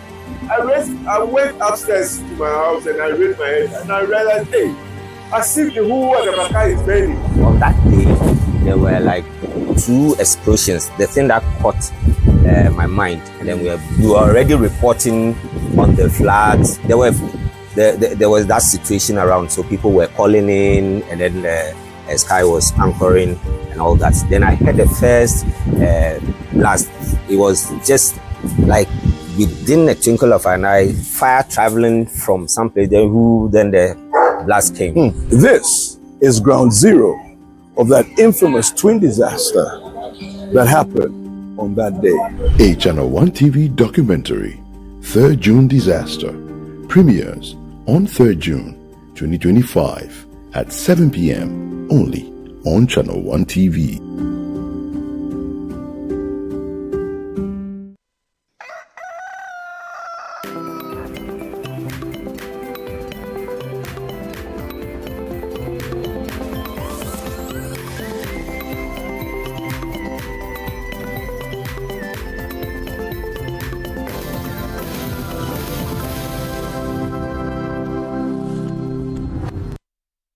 Welcome back. You're still live on Breakfast Daily right here on Channel 1 TV. It's good to be back. I've been away for a while, Philip, but it's good to be back. Good to have you join us this morning on the show. And thank you for sticking with us. You're very welcome this morning. Of course, we promise you another exciting episode of Breakfast Daily right here with myself, Jifake Diakoto. And I'm Philip Ni Latte. From now to 11 a.m., if you don't want to stick to us, stick with us as we bring you nothing but the best on this show. And mind you, the Agri Fair, we are still preparing for the Agri Fair. We are in June. Yes, in the month of June already, because we've been planning on preparing for this for a very long time, and all too soon as here. So from 20th to 22nd of June 2025 is the time you would be able to get directly to the farmers, or you have access directly to the farmers. We are not using middlemen like you've been stating here every now and then. Make sure that you are part of this event. This is the first of its kind. It's the maiden edition, and you have to be part of it. Starting from 20th, 22nd, And between these three, or within these 3 days, you'll be able to get much information on how best to be a farmer if you really want to, and how you can run that business you want to do in terms of farming. Please make sure that if you call 0205 973 973, call now and make your payment, because the slot we have is running out very fast. And if you do not pay, someone will say, wara, wara. You wouldn't want to come the final day and be asking that, oh, can't you fix it somewhere? Can't you do this for you? No, we have a limited slot. So you would have to do what you need to do now. Are you preparing for the day? Yes, I'm actually ready. You know, because while I was away, when I went on a short break, while I was away, as a woman, I love to cook so much. So I was trying to buy foodstuffs and here and there. And look, the prices of goods or fresh produce is nothing to joke about. So I'm so prepared for the Agri Fair such that I'm coming with a mindset of coming to buy in bulk, because there'll be lots and lots of fresh produce from there. Buy in bulk, go and use my own various preservation methods to preserve all of them. Those that have to go inside the freezer will go. Those that have to be smoked will be smoked. Those that have to be dried will be dried. Those that have to be oven grilled will be oven grilled to prepare for the rest of the year. You're really prepared for it. Exactly, because look, Philip, we can't be living in a country where you spend so much on food. Yeah, it's true. You spend so much on food. Meanwhile, there's going to be an opportunity for you to come and then buy almost everything you need in the house at a very subsidized price, so cheap. And the exciting thing about it is that you are there to be able to select or to pinpoint, I don't want this tomato, rather give me this one instead. And before you leave this venue, the 3-day event, you would build some network, and if you want something, you can even call the person directly. Oh, I want this, I want that, I want this, I want that. So it's just a great opportunity for you to be part of this event, Agri Fair 2025, happening live at the Ofusu Park from 20th to 22nd of June this month, 2025. Another exciting thing for me about the Agri Fair is also the opportunity to be a business owner. Look, I see business when I see things like these, because look at it from this point. If you're living in an area where you think getting foodstuffs or farm produce is so expensive, if I were you, I'll come to the Agri Fair with a setting mentality. I'm coming there, even as I'm going to be shopping, as you rightly said, I'll take contact of the various farmers or the various people who are coming there with their farm produce, because these are the direct suppliers. So you don't need to, if you live around maybe Tema, you don't need to travel all the way to Makola or Kanshi or Agbogloshi to get your farm produce. You can contact them directly. They bring their fresh produce to your vicinity, and then you open a shop. You start distributing. You start becoming a retailer to distribute to the people in the area and all of that. So I'm looking at it from the other end, where you get the opportunity to be a business owner as well on the side, even though you're also coming to shop for domestic. Rightly so. So the opportunity is up for you to grab. Make sure that you are part of this event. Don't forget that this month is also City Business Festival. The festival is here. For us, it's also an opportunity for you to boost your business, to get a lot of information on how to best run your business. It started from the 1st of June and it's going to end on 30th of June. This month, we bring you nothing but the best of what you need to get as a business person, as an individual, and also as a family. Today, we'll be having, the topic is on financial planning. Yesterday was on a saving 101. Today is on financial planning. So be part of us and enjoy the on-air series of City Business Festival. All right. Philip, let's get into the trends now. A lot has been happening on social media from yesterday. The former finance minister, Ken Ofori-Atta, is trending seriously, as well as Malik Basintelli, that's the CEO of the Youth Employment Agency. But let's start off with Ken Ofori-Atta. Yesterday, the OSP had a conference, a presser, where he says he's declared Ken Ofori-Atta wanted. Yeah, fugitive of justice. Yes. Yeah. So wherever he is, he's wanted, he's been declared. But people are asking, this is somebody who says he's unwell. Should the OSP still go ahead to ask for him to come for questioning and all of that? I don't know what you think about that. Well, per what we know from our side, the OSC has explained that a number of permissions or sort of excuses have been made for Ken Ofori-Atta not to be in the country and to appear in person at the office of the special prosecutor. But let's bring you this video stating what the OSP indicated rightly at the press conference that it held yesterday, declaring the former finance minister Ken Ofori-Atta fugitive of justice, and that he has initiated all steps to get the former finance minister into the country to answer questions on allegations that have been leveled against him.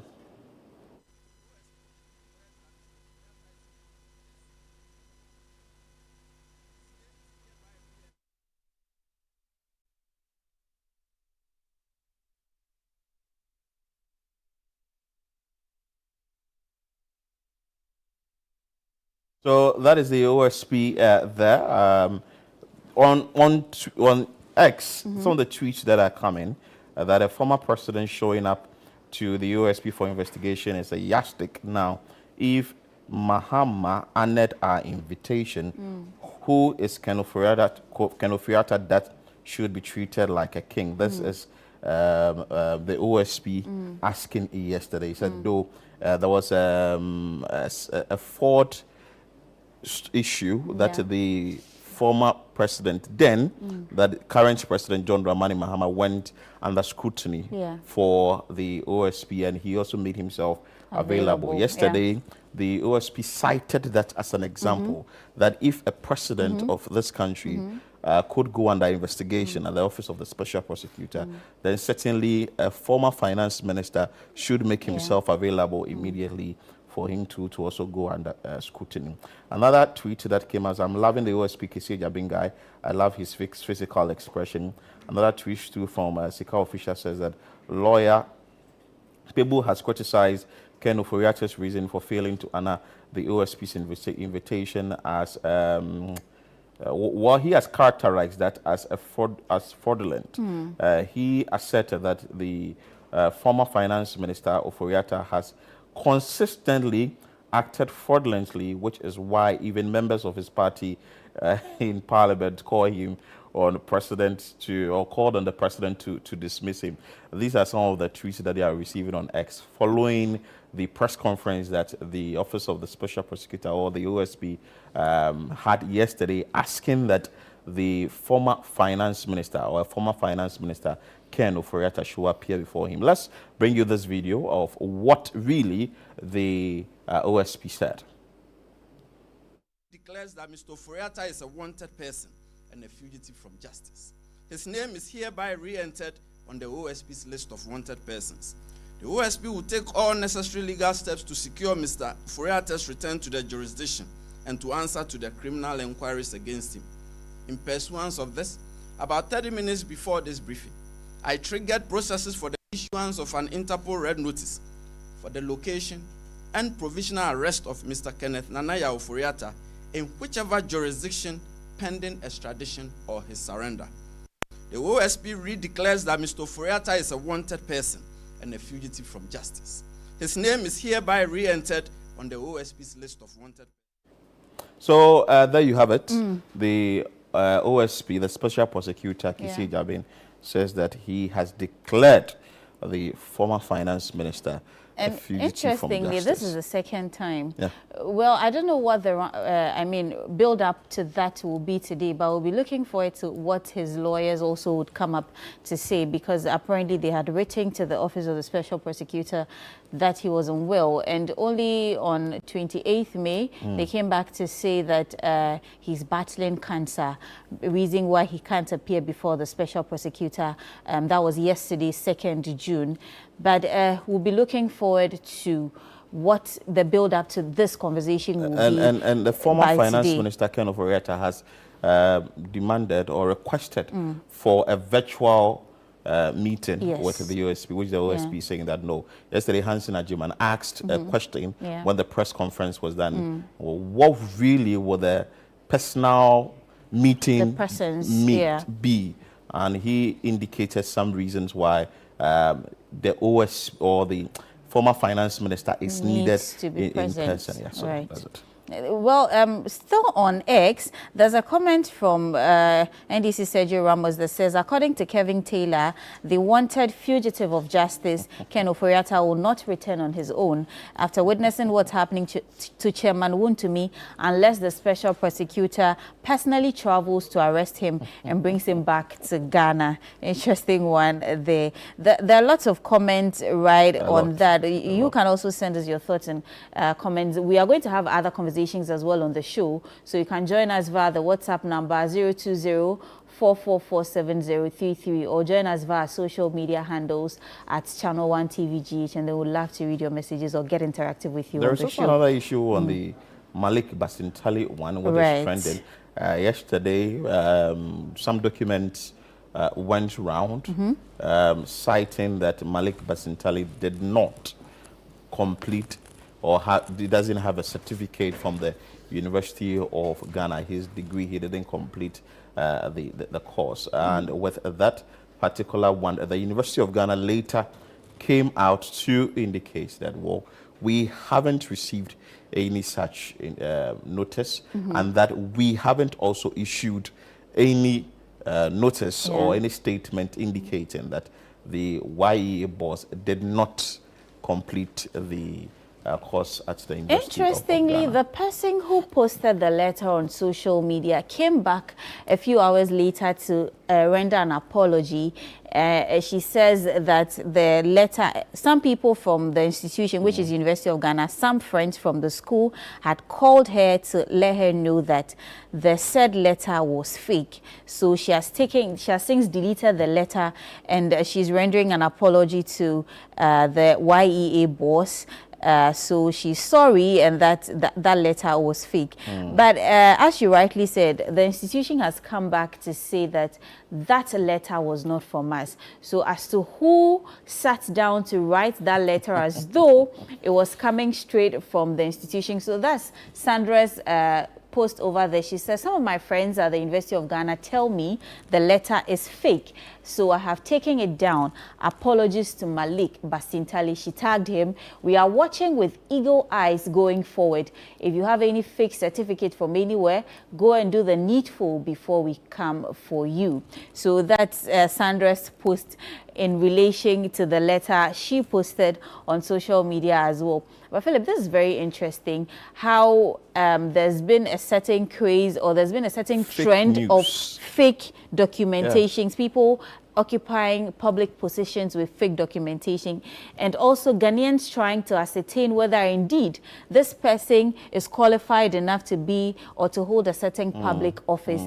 I mean, we are all fighting for accountability and all of that. But then again, yesterday, I got to find out that as an individual, you can't just get up and write to an institution, say University of Ghana in this case, trying to find out whether Philip or Jifa indeed pursued a particular program or a course and has this certification as the person is claiming. But instead, it has to go through GTEC, that's the Ghana Tertiary Education Commission. It has to go through them, and then they now write to the said institution, and the institution gives them a response to put out there. So I don't know how they went about the whole letter, faking it. I don't know what it was to achieve, but it's interesting. This is an interesting one.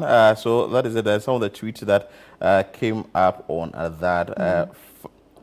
So Malik Basintelli, this beef goes sweet pa let's be correct, beef meat on it. This is sort of like pigeon. And another one says that I think Malik's response answers the question right.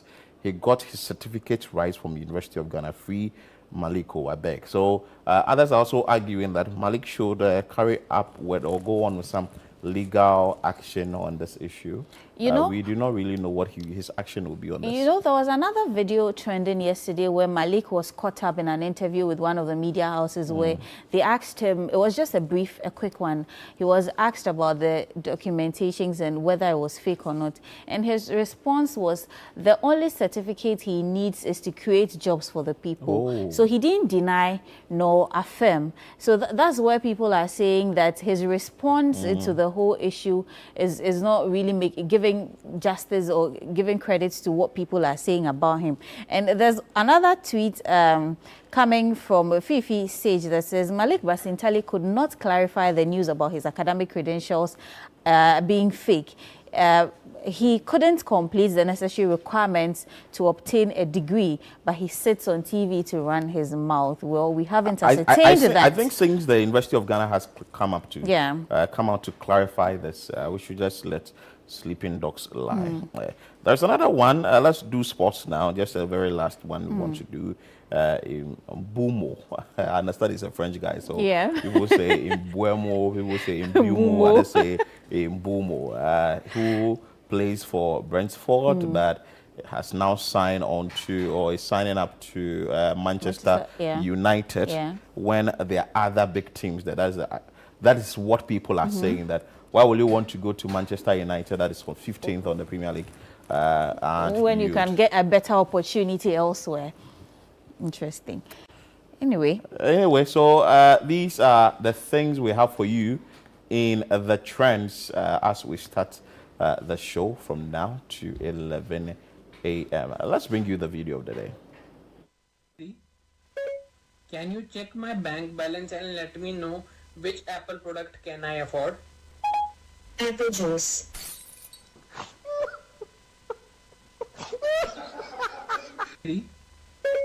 Can you check my bank balance and let me know which Apple product can I afford? Apple juice.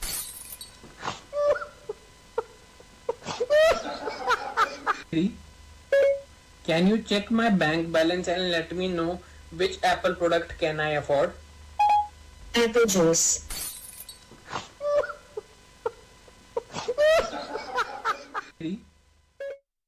Interesting video of the day right there. So there's somebody asking Siri to check his bank account to know which Apple product he can afford. In his bank account. And Siri, as mean as she can be, says apple juice. Can you imagine? Well, we don't know how much that apple juice is.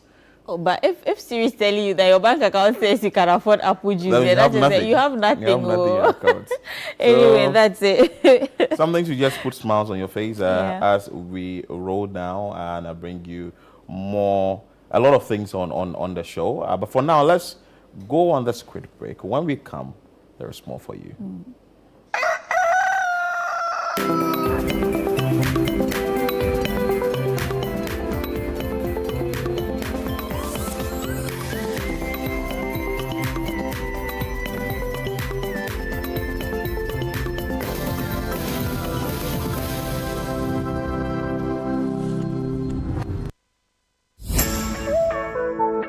This June, the business wave is back and it's bigger than ever. The City Business Festival 2025 on City FM and Channel 1 TV, where it's all about business.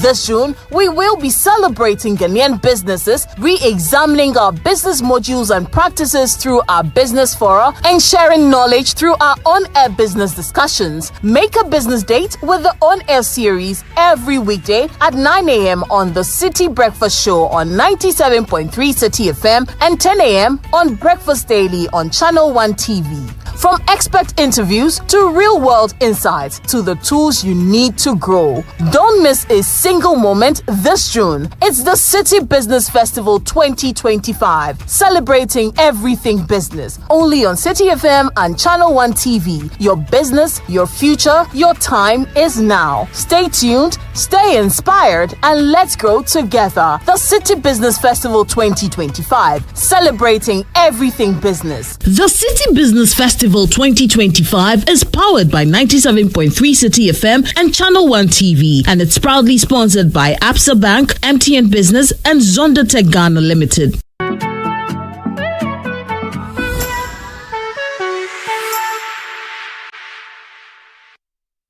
In a world filled with challenges, we all need guidance, hope, and a lifeline to anchor us. This is Lifeline, and I'm your host, Fred Crunchy Mensa.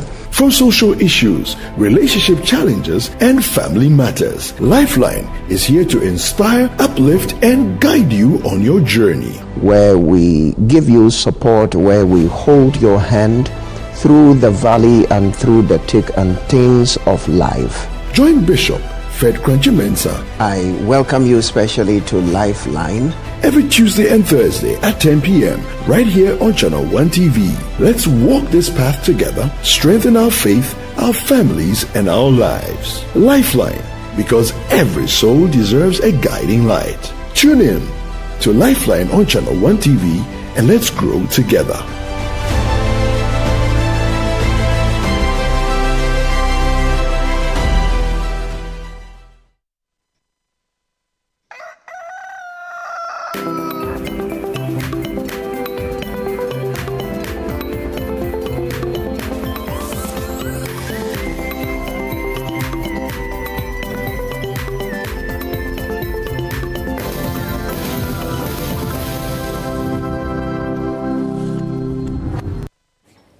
Welcome back from that break. You're still live on Breakfast Daily right here on Channel 1 TV. If you just joined us, you haven't missed much, but would love to interact with you. So join us via socials at Channel 1 TV GH, or you can also join us via WhatsApp. Do send us a WhatsApp message on the WhatsApp number on your screens, 020-444-7033. If you're sending us a message via X, do make sure to use the hashtag Breakfast Daily, so it'll be very easy to find your messages and read them on the show. Now I'm about to have a very interesting conversation. These people are no new people to the studio. They've been here, one person has been here over and over again. We're about to have a conversation about pageantry, the glam, the beauty, what goes into it, and of course, the crowning moment. Joining me in the studio is Sedinam Acho, Head of Operations, Miss Tourism Ghana, as well as Laurentia Ama Yeboah. She is the 2025 second Princess of Miss Tourism Ghana. Miss Orient Tourism Global, Orient Tourism Global 2025 second runner-up. Ladies, good morning. Good morning. Sedi, good to see you again. And you as well, Laurentia, because this is not your first time Yeah. here. Good to see you. How have you been? Well, I've been good. Ever since I left here, Yeah. I've experienced growth and so much more. You look so glamorous. I mean, the crown. Thank you. I envy you right now. I can imagine the pressure and how your phone is buzzing and all of that. But how has pageantry treated you? Well, pageantry has been an experience, as I would always say. I entered with little to no knowledge, but I learned so much from camp house prep to stage performances to teamwork and everything. Pageantry has actually changed a whole lot in my life. I see. So I suppose these days you can't go to your favorite gobe joint and buy your gobe or your wache because what? You're a celeb. Yeah, you can say. Anyway, Sedinam, let me come to you. Talk to us about Miss Tourism and all that you do. Okay, all right. Okay, Miss Tourism Ghana was incepted 2009, and we've been training and grooming young ladies to become women of substance, and we try to project and promote Ghana tourism to the world at large. And as we know, the Black Star Experience is a flagship initiative by the government of Ghana that is designed to create a cultural rebranding, economic transformation, and then creative empowerment. And all these are being done through a nationwide calendar of festivals, exhibitions, performances, trainings, and infrastructure development. And as Miss Tourism, we were fortunate to have been at the launch of the Black Star Experience. The Excellency John Mahama was there himself, so we witnessed the launch, and then because we find ourselves in that tourism sector, we were at the minister's office. We made some deliberations to look at the way forward, how we as an organization can also promote Ghana to the rest of the world at large. It was a very exciting and insightful meeting, and we are set to be part of the fashion exhibition in July. I don't know if you check the Black Star Experience calendar and all of that. And aside that, it's that time of the year again where we are scouting the country for 16 young beautiful ladies to be camped and groomed, and then they will also become women of substance. Yeah. Right. Sedinam, the last time you and Laurentia and the other ladies came here, we spoke about Miss Tourism Ghana. Yeah. This morning, I'm seeing Laurentia in a new sash. Yeah. Talk to us. What is the Miss Orient about? So Nanama was the first runner-up for Miss Tourism Ghana 2024. And as her winning package, she gets to represent Ghana internationally. Oh, yeah? Yeah. So what we usually do is that they hand over before they go on that journey. But fortunately on her side, she happened to get the gig while she was reigning. And it's also because of her good work. She reports to work, her attitude towards the work, and Mrs. Delphine Buhama was like, no, Nana Mama must go this time round. So she went, and she did us proud. In fact, she has set history, because usually when they go for the international pageants like that, we don't get to place. African countries don't even place in general. And for her to make it this far, we are so proud of her, and I just want to use this opportunity to congratulate her once again. Yeah.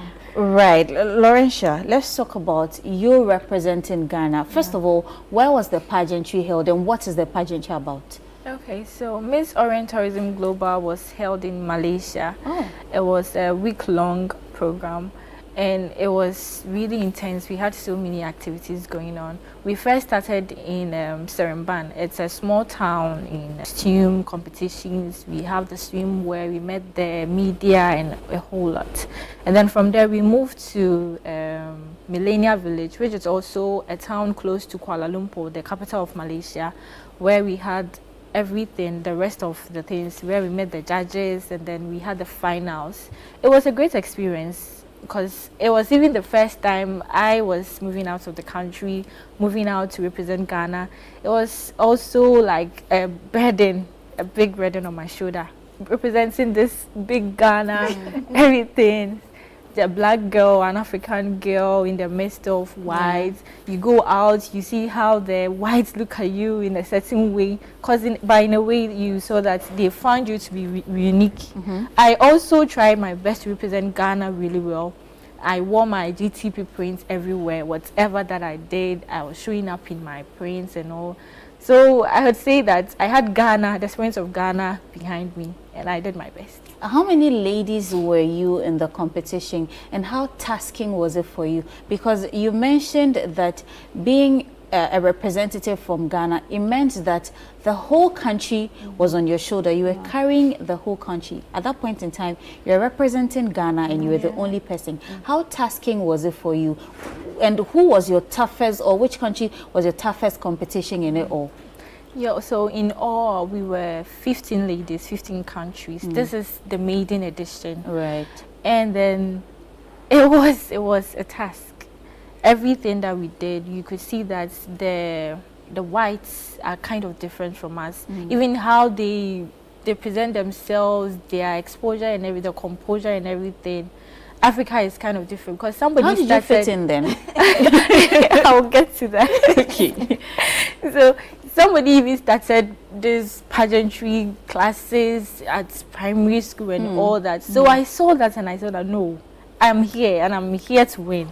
I don't have to just sit there and say that, oh, the whites are above me and all. So I tried my best to fit in, and I did it so well because Miss Tourism Ghana groomed me. Yeah. My chaperone, head of operations, he groomed me so well.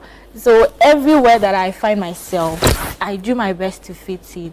And then my biggest challenge, I would say my biggest country that was like really challenging was Philippines. She won. That girl, like, I always admired her. Right. She had everything, and so I learned as we were moving on. I was learning, they were also learning from me. Sometimes they would come to you, you'd also go to them. So it was just like teamwork, something, and we all did it. Beautiful. So now after Miss Tourism, now you're the second runner-up for Miss Orient. What is the future looking like for you? Are you going to go into another pageantry, or after these two, what's the future? What's the plan for the future? Well, for now, I don't think I'll go into pageants again. Okay. Are you accomplished? Are you fulfilled? Yes. Right. So talk to us. What's the future looking like for you? Well, I trained as a teacher at the University of Education, Winneba. So I'm looking forward to getting employment. And I'm also looking into other avenues like the media. I'm also interested in working at the media house someday. Now, you are carrying this crown on your head, moving about with it. What should the young girls expect from you? What's that impact you're going to give into society? And if there's anybody watching you this morning and is interested in going into pageantry, is there anything you want to tell the person? No, I would say that pageantry or beauty queen and all that, it goes beyond the crown and the sash. There's a task ahead, and it's a grooming process. I would say it's also a school. So if you're looking forward to be part of a pageant someday, I would encourage you to do. It grooms you in so many ways. And as I sit here, I get messages on my Instagram where girls are asking, like, I feel proud. Yeah. It makes you an ambassador, a role model, and all that. So I would greatly advise young girls to venture into that. Laurentia, congratulations once again. We are going to take a look at your crowning moment, and then I'll come to you, Sedinam, for your final words. So let's take a look at the crowning moments, maybe to give you a little nostalgia again this morning. Let's take a look at Laurentia's crowning moment. Miss Ghana.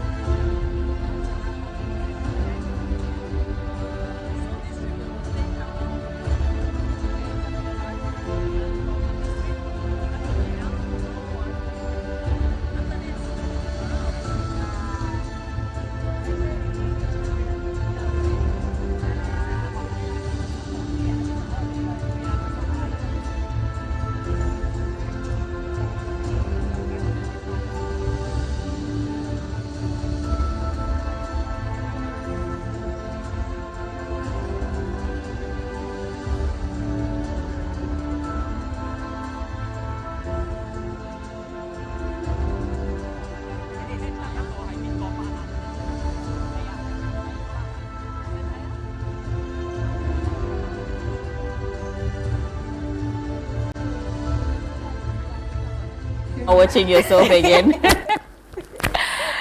How did you feel? I feel so proud of myself. Congratulations once again. Set it on final words from you, then we can go. We are currently registering, and our final audition for Accra is going to be on the 14th of June. Right. So if you are a young girl out there and you are interested in joining tourism ambassadors, this is the time for you to take that bold step. And we also want to say thank you to all our sponsors. Mrs. Delphi Buhamon, our CEO, we are so grateful, Mami, for putting up this to groom young girls to become the ladies they inspire to be. Yeah, so those are my final words. Sedinam, thank you so much. So, I've been speaking to Sedinam Acho, Head of Productions, Miss Tourism Ghana, as well as Laurentia Amayeboa, second runner-up, Miss Orient Tourism Global 2025. She's one of our own, and we are so proud of her for representing Ghana on that global stage, and of course, bringing us a crown and a sash and the bragging rights as Miss Orient Tourism Global 2025. So if you're a young lady out there looking at going into pageantry, this is your cue to do that, because you can also be that role model in your community. Look, this conversation is over, but we are not done yet. We'll be taking you to the Volta region when we come back from this quick breather. We are going into a community there to find out the challenges that they are facing in the community. So let's take a look at this report filed by our Volta regional correspondent, Desmond Selassie Ago. When we come back, Philip and I will sit to speak to the right authorities to find out more about the situation. In Ofusu, severe water scarcity has become part of daily life. Few boreholes serve the entire community, and the pressure on these facilities continues to rise. The main water source for many is an open stream located several kilometers from the center of town. Women and children often wake before dawn to make the trek, only to sometimes return empty-handed when animals have muddied the water or when the stream runs too low.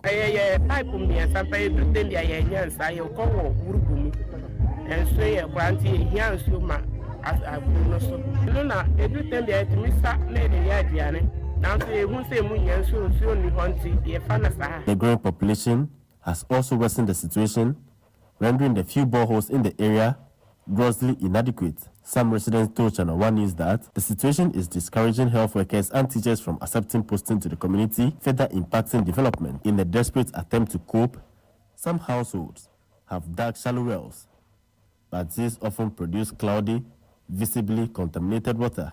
Even after treatment with alum or boiling, the water still poses a risk of waterborne diseases. Yahano, nso assembly din ubakwa fo yare ya kuyafo ahano ya obia no a nipa kakra bi na ewo omon saduma ye bebre ya kuyafo ubakwa fo no oba na ebaba na bia wode nso abere wafo ubakwa no so ni ho ti ya re ya nso ba ka ya san so bi wo abomba bi ya fere no wurubu na sisi nso no ndaso ubakwa no ketwa wo ho no na nantwi abasɛ no nti yɛse pipe bi wɔ baabi yɛfrɛ hɔ sɛ kanti wɔ hɔ na memafo wɔ hɔ na yɛ a yɛkasa nsuo nti nsuo nni aha korakora anytime there is service, it is considered. So we need water. At times we have to go to the river far away. At the dry season, animals have been going there, drinking the water from there, storing the water. So we don't want that. So we beg the company to come and help us. Bohus na ewo kunu enso ye bibiri asaise eni ahone a ye BCC nti yesre abense omoye nsuo nti nipa bibiri atu afri Ofusu ebise nsuo ayedine. The assembly member is appealing to the government and other stakeholders to urgently intervene and provide lasting solutions. The biggest challenge we have in our community Ofusu and my other communities in my jurisdiction is water. As a result of lack of potable water, government workers, be it nurses, teachers, have refused posting. And those who accepted to come after experiencing the situation for few months or even few years, they take transfer and leave. In the midst of the crisis, Agri Crown, a private business operating in the area, has stepped in by constructing 2 mechanized boreholes to support the community. So this borehole is going to help uplift the health of the people. You can imagine, they were saying they were drinking together with cattle, which was more appropriate for their health. With this water, their health is going to be improved, their well-being is going to be improved as well. And so the government can also look at other areas where they lack these water challenges, and then the government can also step into support. Municipal Chief Executive for Nkwanta South, Joseph Entry, acknowledged the situation and assured residents that plans are underway to improve access to clean water. He also called on private entities and development partners to join the government's effort in addressing the problem. With the geographical situation of the municipality is widely spread. So it's our plea that anybody, any philanthropist who will come in and then also help us to get this water issue solved for the municipality will be very grateful. So we are putting in a lot of measures. We are writing proposals. We are going to seek for the support from the central government as well. We know component of the common fund too will go into water provisions. So that is the concern raised by residents of Ofusu in the Nkwanta South municipality of the OT region. Water issue. That's not long ago we had a conversation of another problem in the Volta region, and this time around it's in the OT region. I think the landscape in the Volta region really has to be checked. The OT region, Volta region, whether there is really water problem in most of the communities. But we have the MC for the area on a line. Join us via phone for us to have a conversation on what really the issue is in the Nkwanta South, specifically at Ofusu. Hello, sir. Good morning. Good morning, my brother. I trust you are doing well. Alhamdulillah, I'm doing good. I've seen that you've done a good job by providing a borehole or a polytank for the residents of Ofusu. Before this initiative, what exactly is the problem or for the people not getting water or potable water in the area? Thank you very much, my brother. Good morning to you and to your cherished listeners and viewers this morning across the country and the world at large. I think when you come to Nkwanta South, our major challenge, as you said, is water. The issue is that as population grows, the community expands.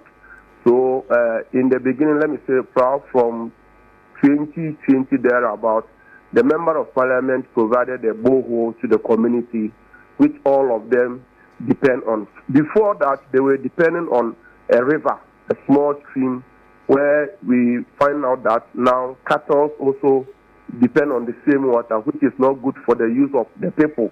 So the MP took initiative to give them a borehole. But because of the expansion of the town, there is the need to still get them 2 or 3 boreholes in addition. So because of the settlement, the way they settle, we have to at least add about 2 or 3 boreholes to augment what the Member of Parliament has given already. So in that case, it's born on us to also look for philanthropists, to look for people to come and also help. That brought the initiative from Agro Crown Company Limited. We call on them. They came to support us to get another borehole to support the people of Ofusu and its environment. Now, Joseph, how many people are in this community? Or paint us a brief picture. How large is the community? And is this additional borehole going to serve the purpose? Let me start from the down. The additional borehole, as I said earlier, it's not going to give support as we expected. We will need about 3 or 4 borehole in addition to the 2 that is there right now currently. The population is growing each and every day.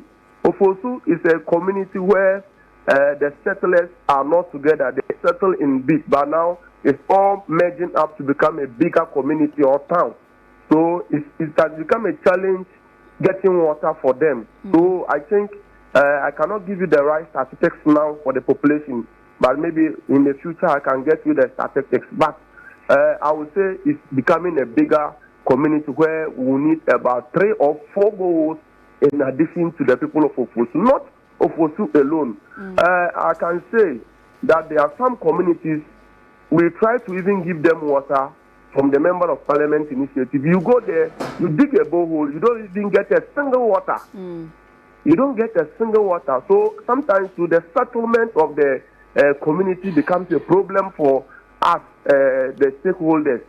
So I think it's a serious challenge in the Nkwanta municipality.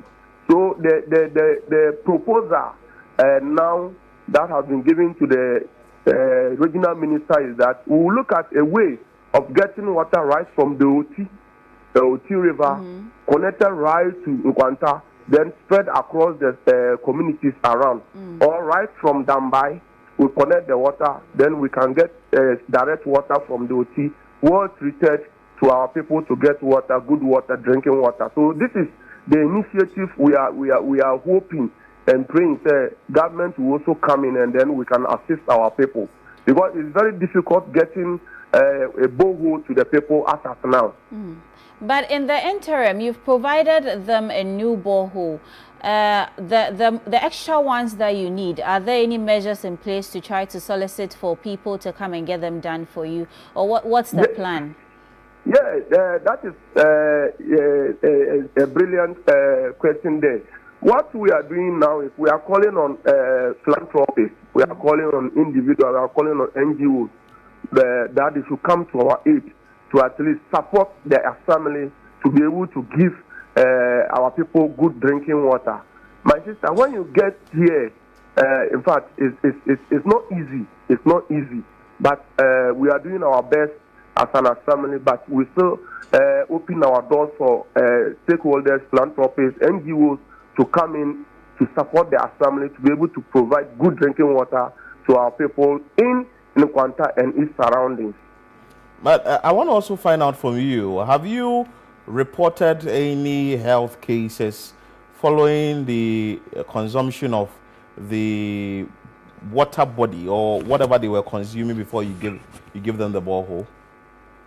That I just assumed office less than 2 months ago, but the information I have for now, I would say no for now, but we can't allow them to be using the same stream water where animals, cattle and other animals also go there to take and then at least muddy the water. So in the process, the Member of Parliament took it upon himself, provided one. In the process, who also came in to source for help from Agro Crown. They also came in with the second one. So I think for the health issue, we've not heard anything like that from the community of Ofusu yet. But we hope something like that will not come out. Okay. Right. So, Joseph, I wanted to find out, you mentioned that you were looking at plans to tap water from the River Oti. How far is Ofusu from the Oti, and how feasible is this? Is it doable? Well, last week I got the opportunity to meet the regional minister, and the concern was put, proposal was presented to him, and he also assured this is his initiative that he wants to do for the people of Nkwanta South, and then Ofusu is not also left out. Ofusu is much closer to the regional capital, that is Dambai, where you can find River Oti. Unlike Nkwanta and then the part of Bonache, we are a bit far away from Dambai, the regional capital, but Ofusu is likely close to Dambai, so we hope it's an initiative the regional minister will also push hard so that we can also get this done, so that our people will also benefit and get good drinking water. Aside Ofusu, are there other communities that are battling with potable water or safe drinking water? Yes, we have communities like Panjakura, we have Adamakura, we have Alopacha, we have Bizongo, we have Chati. These are communities, and a lot.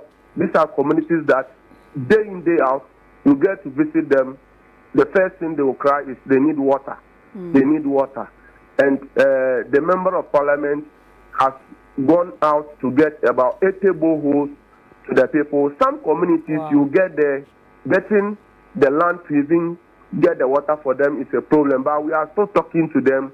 You know, you can't just tweet a borehole at any place just like that, because public health must come in to do assessment, environmental officers must do assessment to get a better place so that there will not be any waterborne disease, there will not be any outbreak after giving them this water. So these are some of the challenges we are facing, but we are still working hand in hand with the health professionals, the chiefs around, so that at the end of the day, when these opportunities come, we can get a better place to treat the water for our people. Right. When we have conversations like these, my mind just straight goes up to women, children, domestic chores, and all of that. We've seen instances where the shortage or the lack of water affects education in the communities. Is this the case of Ofusu, or how are the children managing, school-going children for that matter? Ofusu is a bit different, as I said, with the swift intervention of the Member of Parliament. I think their case is a bit different. But when you go to other communities, I think it's not different.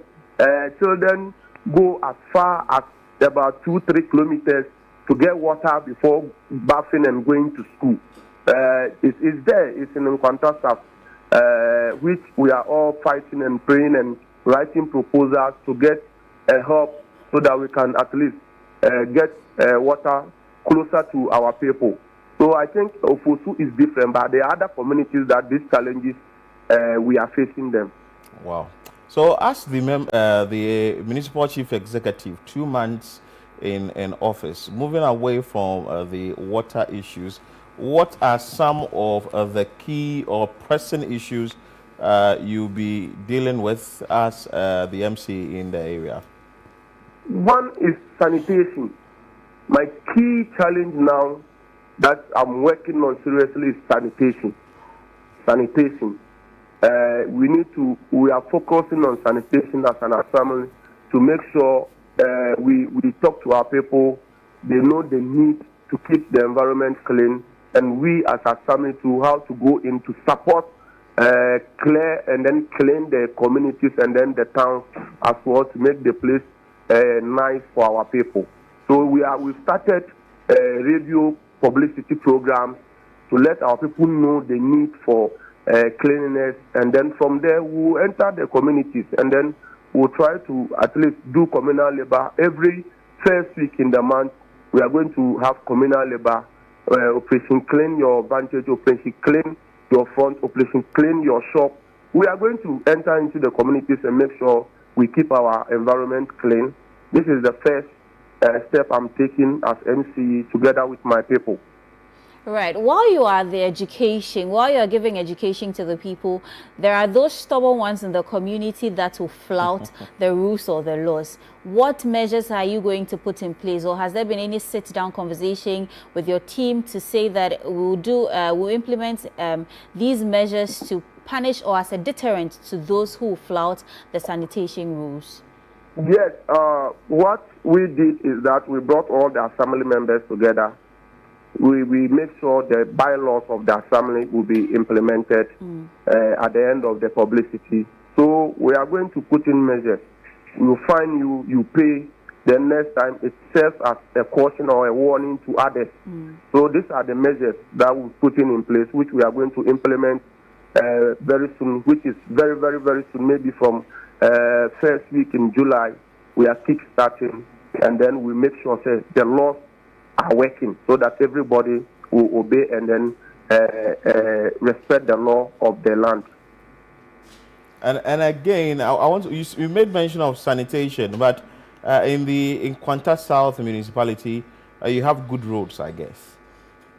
Yeah, I said sanitation first because, you know, without cleanliness, you cannot do anything. After sanitation, we are embarking on more revenue collection. We're going to see to it that revenue is collected, people pay their taxes, for us to be able to also use it to develop the little challenges we have in the municipality. For example, as I mentioned, roads, water, some part of maybe health infrastructure renovations, and then maybe other 1 or 2 key issues that we can also do as an assembly to support our people to be able to move in and out and then feel free. Security issues as well is something that we are taking key interest in to make sure that every property and life is protected. So these are the things that is now in the forefront that as a leader I'm looking to it that my team will support so that we can all work together to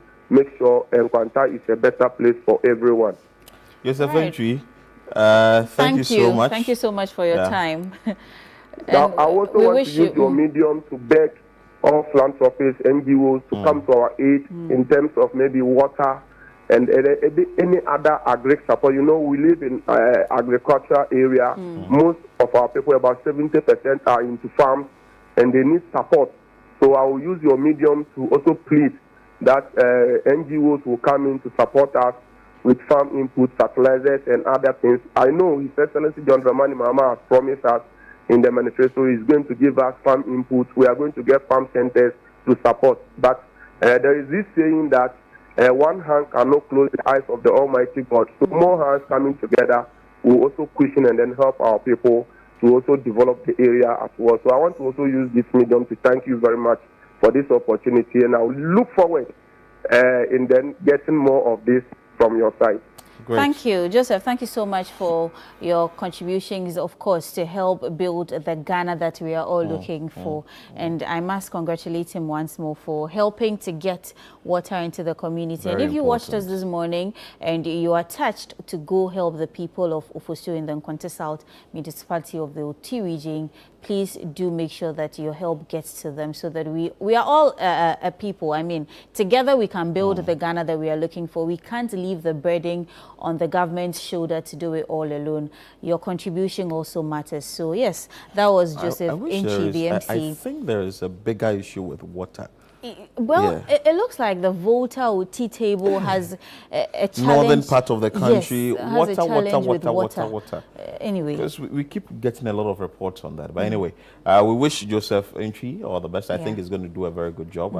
He started well. He started well. But 2 months, just 2 months. Yes. He shouldn't get, please don't move don't away. relent. Yeah. And make sure that you do the best for the people of the Nkwanta South municipality. But for now, though, we will cross over and bring you the on-air series of the City Business Festival. Today, we are looking at financial planning, and it's hosted by Ni Latte. Enjoy.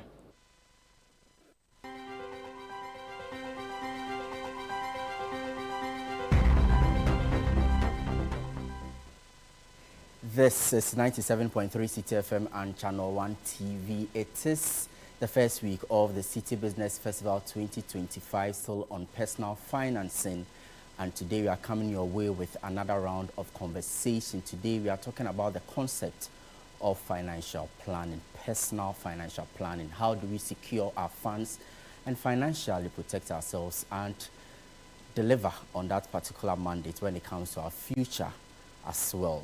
My name is Nila Atilate. Thank you so much for joining us for another round of the on-air series of the City Business Festival. All that and more on financial planning coming up if you do stay with me.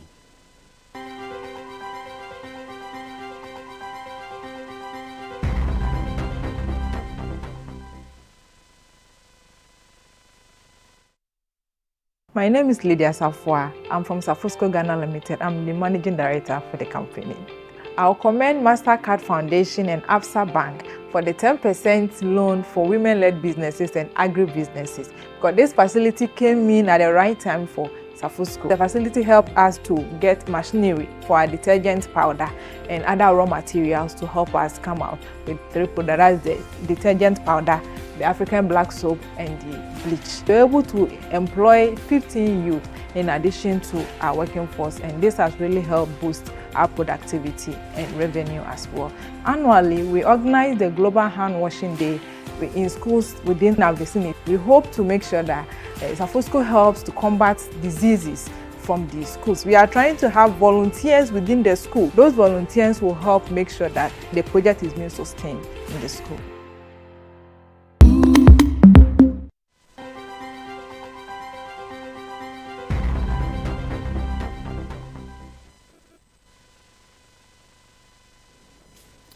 This is the 2025 edition of the City Business Festival. It is powered by 97.3 City FM as well as Channel 1 TV. We are sponsored by Absa Bank Ghana Limited, M10 Ghana, and Zonda Tech Ghana Limited.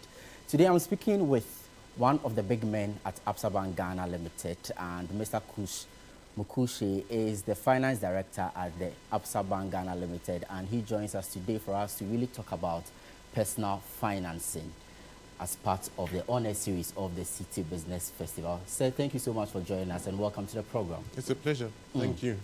You are one of the big guys at APSA, and today, what a better person for us to have this conversation with. But I first want to understand your role at APSA. When you say you are the Director of Finance, what do you do on a typical day? Okay. Lee, thank you very much, and welcome to your listeners and viewers. A typical day for me involves essentially 4 buckets. The first one is recording what has happened. In most businesses, there is a need to look at the financial outcomes of the activities of the business. The second one is making sure that our systems and processes have appropriate controls around them. So, you can imagine trying to fill up a bucket with holes in it. It's quite a challenging exercise. So we review processes. We find out that in situations where there have been modifications and things like that, we make sure that the processes and the approvals and the sign-offs are in place. I see. The third bucket is financial planning for the business. I see. Right. Thinking about what are our short, medium, and long-term objectives. Where do we need to allocate resources? How do we fund that? What expectations do we expect?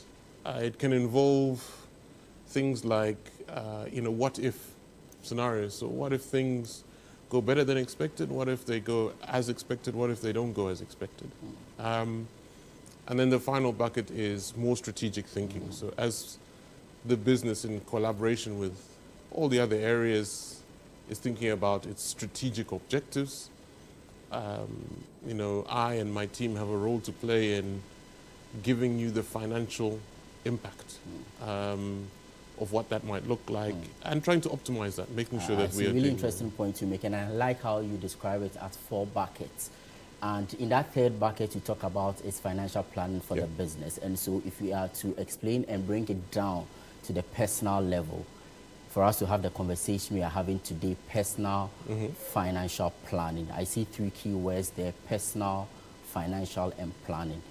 If we put all of these 3 words together, what goes beyond it in terms of personal financing? If you can really break it down and unpack it for us. Yeah, so I think essentially within financial planning, there's 2 elements, right? There is the theory and the sort of the data and the maths, and then there's the behaviors, right? The discipline and the execution. And both are important in driving, desired financial outcomes. If we look at the theory type side, it's really understanding what your state is today. So what's your incoming? If you have a small business, how much are you making? How does that vary across the year? There'll be good times, let's say Christmas, there's a lot of activity. There'll be times when the activity is lower. If you are a salaried worker, maybe, then you have a degree of predictability.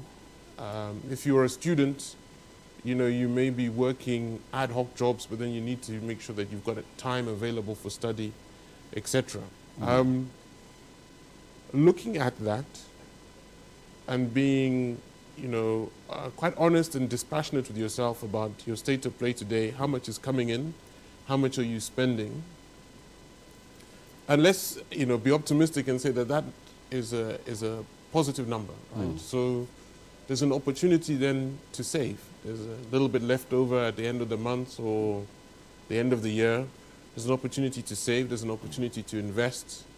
There may be an opportunity to do other things, consume, right? If you've got the funds, you may be able to travel to see family or spend a little bit more on gifts for loved ones, things like that.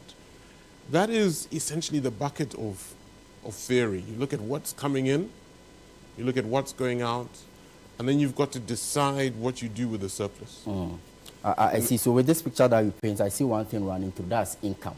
So if you don't have the income, you are not able to plan beyond the theory and the data you talk about. So at what level you see that my income is sufficient for me to go into financial planning? Mind you, we are in this part of the country or the world where a lot of people say that their wages or salaries are not enough for them to go ahead to put some aside in terms of financial planning. I still think even without income, you can do some financial planning. Interesting. But that relies more on the second bucket. All right. Right, which is discipline. And so we all know that there's a cost of living, and yes, you're right. It's in this part of the world, it's unpredictable and variable, and things can change very quickly. What I would say is that if you're in a situation where you don't have income, you look at the skills and capabilities you have today and the opportunities to derive some income from them, right? So it could be that you're just coming out of education, you're looking for a role. What you need then, your financial planning matrix may look at, okay, I just need to make enough to live, but then I need to use my spare time to gain experience that will improve my CV, allow me to get a better job, or allow me to start a business of a different nature. So the way you're thinking about your financial planning in this sense is, I'm not intending to create a surplus. I'm intending to meet my basic needs. That will create surplus time. That additional time I'm using to acquire additional skills or additional experience, which in the future I'm intending to monetize. I'm intending to turn into additional income and therefore get myself a little bit more financially stable. If you think about that very intentionally, then you may be more, you can then start to be disciplined about, okay, 3 days a week, 4 days a week, this is what I'm doing. The other remainder of the week, 3-4 days a week, this is what I'm doing. Part of that is doing odd jobs. Maybe one of the jobs I've seen recently is university students helping those who are in SHS with their studies. Yeah. Right? So it's like you're an informal tutor because you've recently done it. Okay, you do that. It's not a particularly high-paying job, right? And it will require you to go near and far and be ad hoc. But remember, your goal is skills acquisition, right? Not necessarily financial surplus. So you can plan financially, your medium-term goals, financial security, but you are thinking about how you get there. If you are in a situation where you've already got an income, then you can be in income surplus, income neutral, where you're just meeting your needs, or income deficit. And in reality, people go through all of those cycles at every point in time, right? Through your life. And sometimes one I do want to talk about is, you know, sometimes you have the unforeseen, right? Emergencies come up. Emergencies come up, you don't, and this is where, if you just refer back to one of the statements I made earlier, I said, if you are fortunate enough to have a situation where you previously had surplus, I talked about savings, investments, and consumption. Savings is really important because this is money you put away that is essentially a cushion for unforeseen events, right?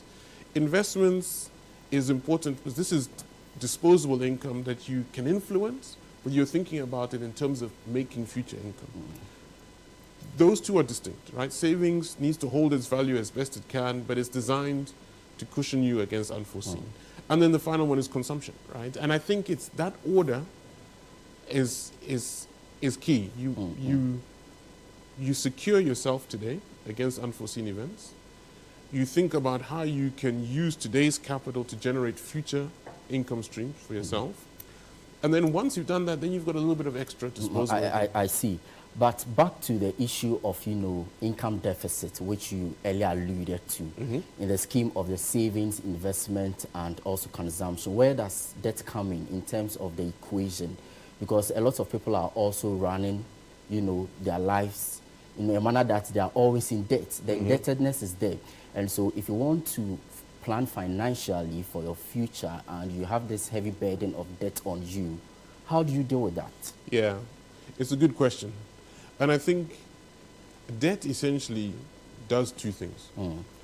And before I go into that, let me make the statement that, you know, debt under control can be a very useful tool. Right. But it requires discipline, it requires control. Debt out of control can be a very tricky place to be. So debt does two things. What it does is it may bring forward income that you're expecting. Let's say you were expecting some income in December. You have an emergency now. You can borrow now, right, to deal with that emergency. and it will give you some breathing space until December. The discipline element of it is that money that was earmarked for December has already been spent, right? What I see sometimes is that you get into debt, and because your ability to pay off the debt is, let's say, over 2 or 3 years, that additional income that came in December, you think, okay, that's additional income. So it looks like surplus, when really that keeps you in debt for longer. So if you think about it, debt as an acceleration of income, then you do have to be very disciplined. I see, so quote unquote, some form of life support for the interim. For the interim. You put it under control. Yes. And you stay the course. But where does insurance also come in the scheme of things when it comes to financial planning? And I'm asking you because of, you know, your insight you have when it comes to bank assurance activities at ABSA, for example. So if you permit me, I'll finish the second bit of debt, and then I'll come on to insurance. That's okay. So the second bit of debt is, you know, you borrow to utilize. So you can utilize for consumption, or you can utilize for investment. Utilizing debt for investment means you take the money, you borrow the money, you're putting in something that will generate cash, right? That will pay off the debt. That in of itself, many businesses use. It's a well-known, well-structured investment strategy. What do you need to do? You need to be careful that you don't take on too much debt. Right? So you need to watch carefully. What if my business doesn't perform exactly? You need to do some sort of financial forecasting. If it performs as planned, I'll be able to pay off the debt. Maybe if it's 10% lower, I can still pay off the debt. You're still in good shape. All right. Debt for consumption is an area that I think you need to consider carefully. Doing it on a long-term basis can start, you know, a debt cycle. Yeah, you're borrowing to consume, and that consumption isn't necessarily generating any additional value. So if you find yourself, you know, borrowing to meet everyday needs, then we've got to look at your income and your expenses, right? And that then is an indicator for you to sort of review your current kind of financial status. Coming on to insurance.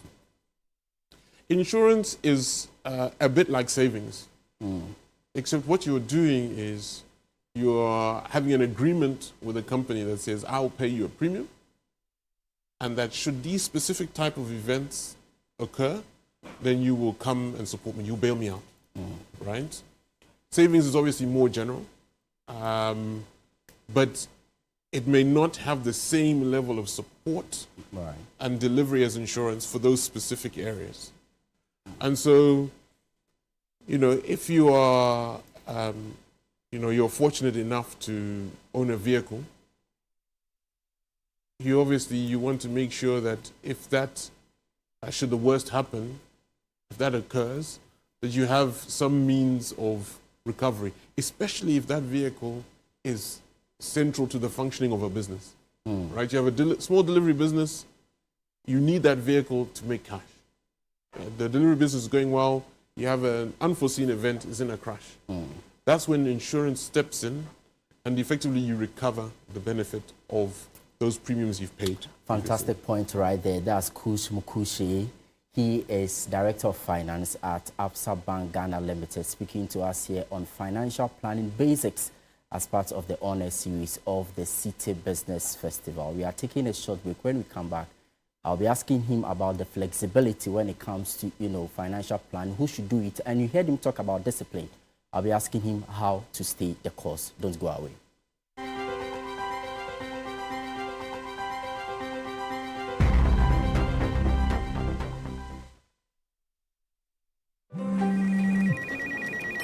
She's coming. She's coming!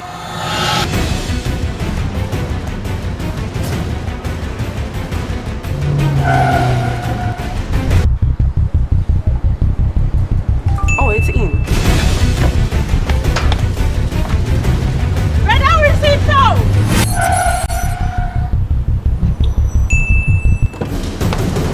Boss, let's go back. Here, take this. She's coming. I know. Go to the pharmacy now. She's coming! Oh.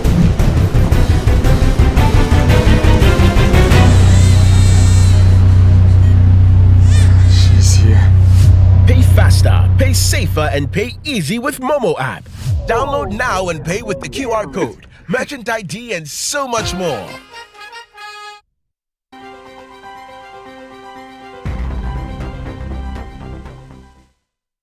You're welcome back. This is still the honor series of the City Business Festival 2025. My guest today is Kush Mukushe, Director of Finance at Absa Bank, Ghana, talking to us about personal financial planning.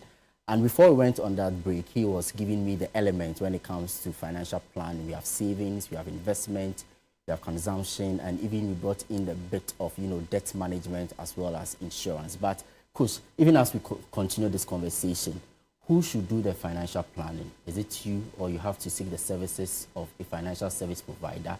At what point in time do you realize that it is crucial for me to go into financial planning, and where? Yeah, I think you can start financial planning as soon as you essentially start spending savings in life. Indeed, the sooner the better. The basic elements of financial planning, spending now versus spending later, whether or not I spend on something that will require more cost. Those kinds of basic elements can be started as very early in life. In terms of who should be doing it, my encouragement is that as an individual, you do it for yourself to start with, right? So secondary school, JHS, SHS. Quite an early age there. You really, I do recommend it. And it can be as something as simple as your call credit, right? It just sets the basic behaviors that, okay, this week I've got 10 CDs, okay, I've managed myself. Let me check what are the bundles that are available, what's the value per megabyte or per minute of this one, which one should I use? Those principles, those ideas are applicable later in life. You are simply trying to optimize what you get for whatever financial resources you've got. Later on in life, in a bigger family unit, then you can do it, depending on the specifics of that. So a married couple or friends may choose to do it together. If you're going into business with friends, then you may choose to do it as a group. The benefits of that is you can have a different perspective. You can build in a little bit of review and challenge, right? Where I put my case forward and somebody may try and pose questions to, debunk that case and say, what if this happens? What if that happens? That helps you strengthen the overall resilience of your financial plan. But what are the dynamics when it comes to the duration for financial planning? I'm sure people may want to go in for the short term, others for the medium term, others for the long haul. Are there any tricks or specific directives when you are settling for any of these, financial planning schemes? Yeah, I think you sort of have to do it, at the same time. Right. There's a long-term guidance, right? Let's say your long-term objective is, I want to own my own property, something like that.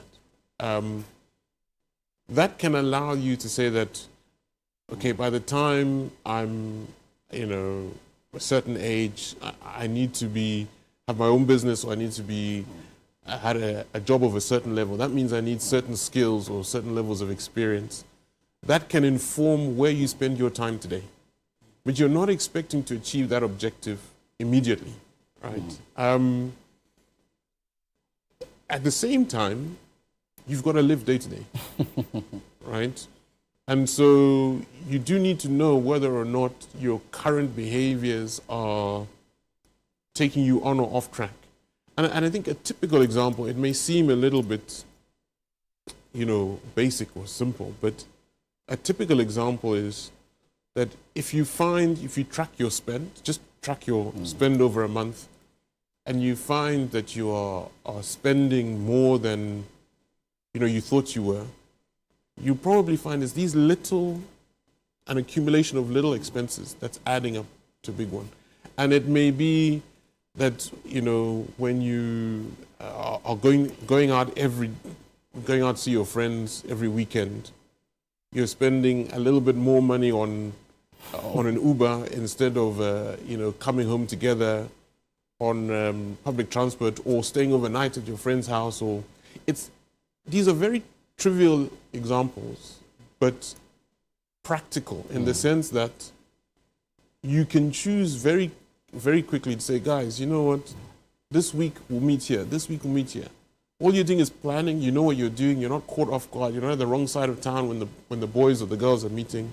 You know, you can change your menu at home. This is something I've done, right? You know, I used to eat much more of the sort of refined, imported stuff.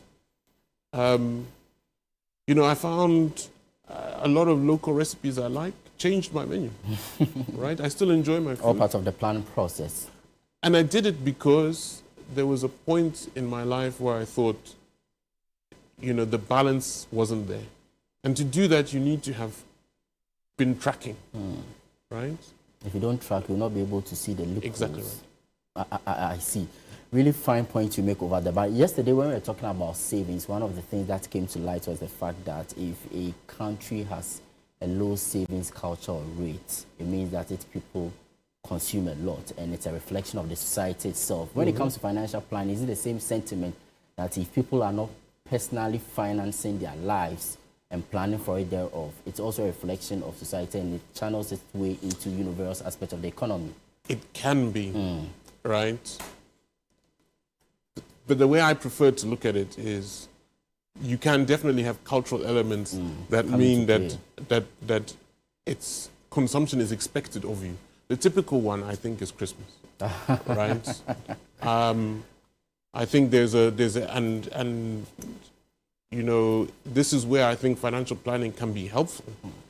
If you know that at Christmas, typically, when you go home to family, there's going to be a lot of consumption because it's that time of year, then think about your income January to November and put a little bit away, right? And in doing so, don't just wait until Christmas to then start, you know, looking at the goods or buying. Maybe buy some things in advance because it might be cheaper because it's not a high demand time. Right. Like the things you can, right? Obviously, there'll be some things you can't. All of that takes discipline.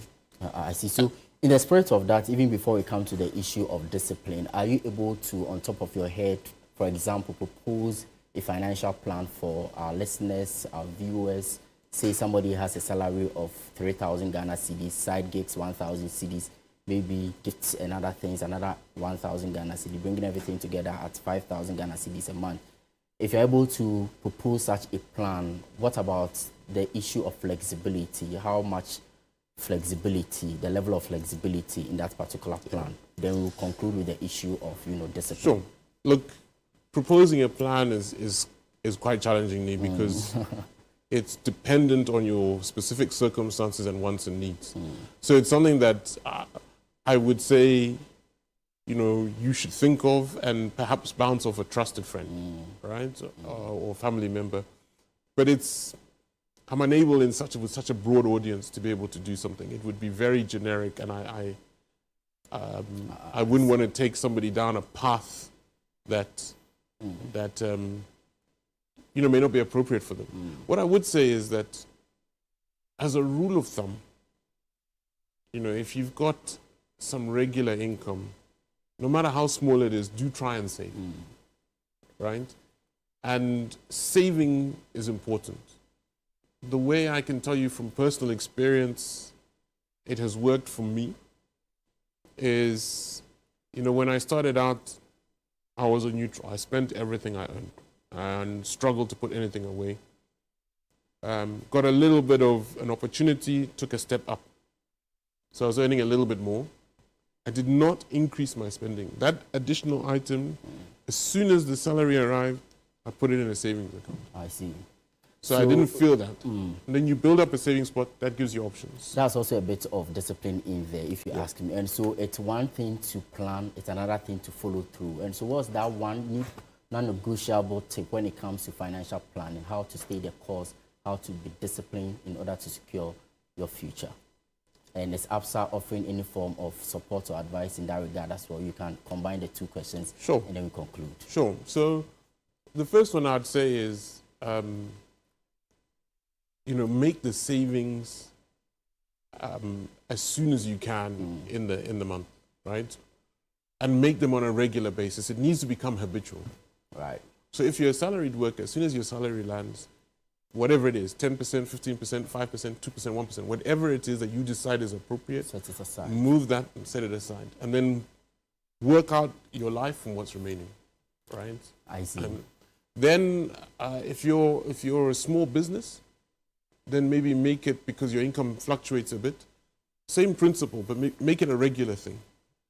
And when you set up this savings account, make it a little bit,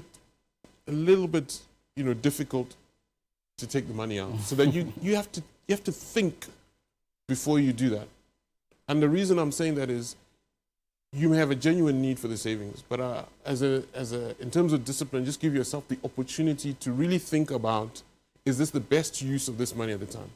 Because what builds capital over time is compound interest, but it needs time to work, right? In terms of, how ABSA helps, there's a number of products, the standard savings products, the standard investment products, but I think there's one I would call out, which is our Target Safe. And this speaks directly to financial planning. So you're targeting, let's say you want to target a new fridge in 2 years' time. You can see that the old one is getting a bit tired, it needs replacement. Then, you can sit down with us and work out what it is you need to save to hit that target. That means you can now, you know exactly what you need to put aside, you can be disciplined about that, and you know that you're working towards something tangible for you and your family. Very well, thank you so much. Finance Director, Absa Bank Ghana Limited, Mr. Kush Mukushi, really helping us appreciate the issue of financial planning and also building on from where we left off yesterday with regards to savings. This has been another episode of the honor series of the City Business Festival 2025. Thank you so much, Kush.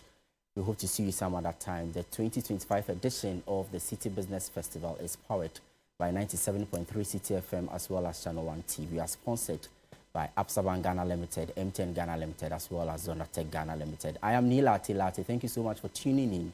We come your way again same time tomorrow.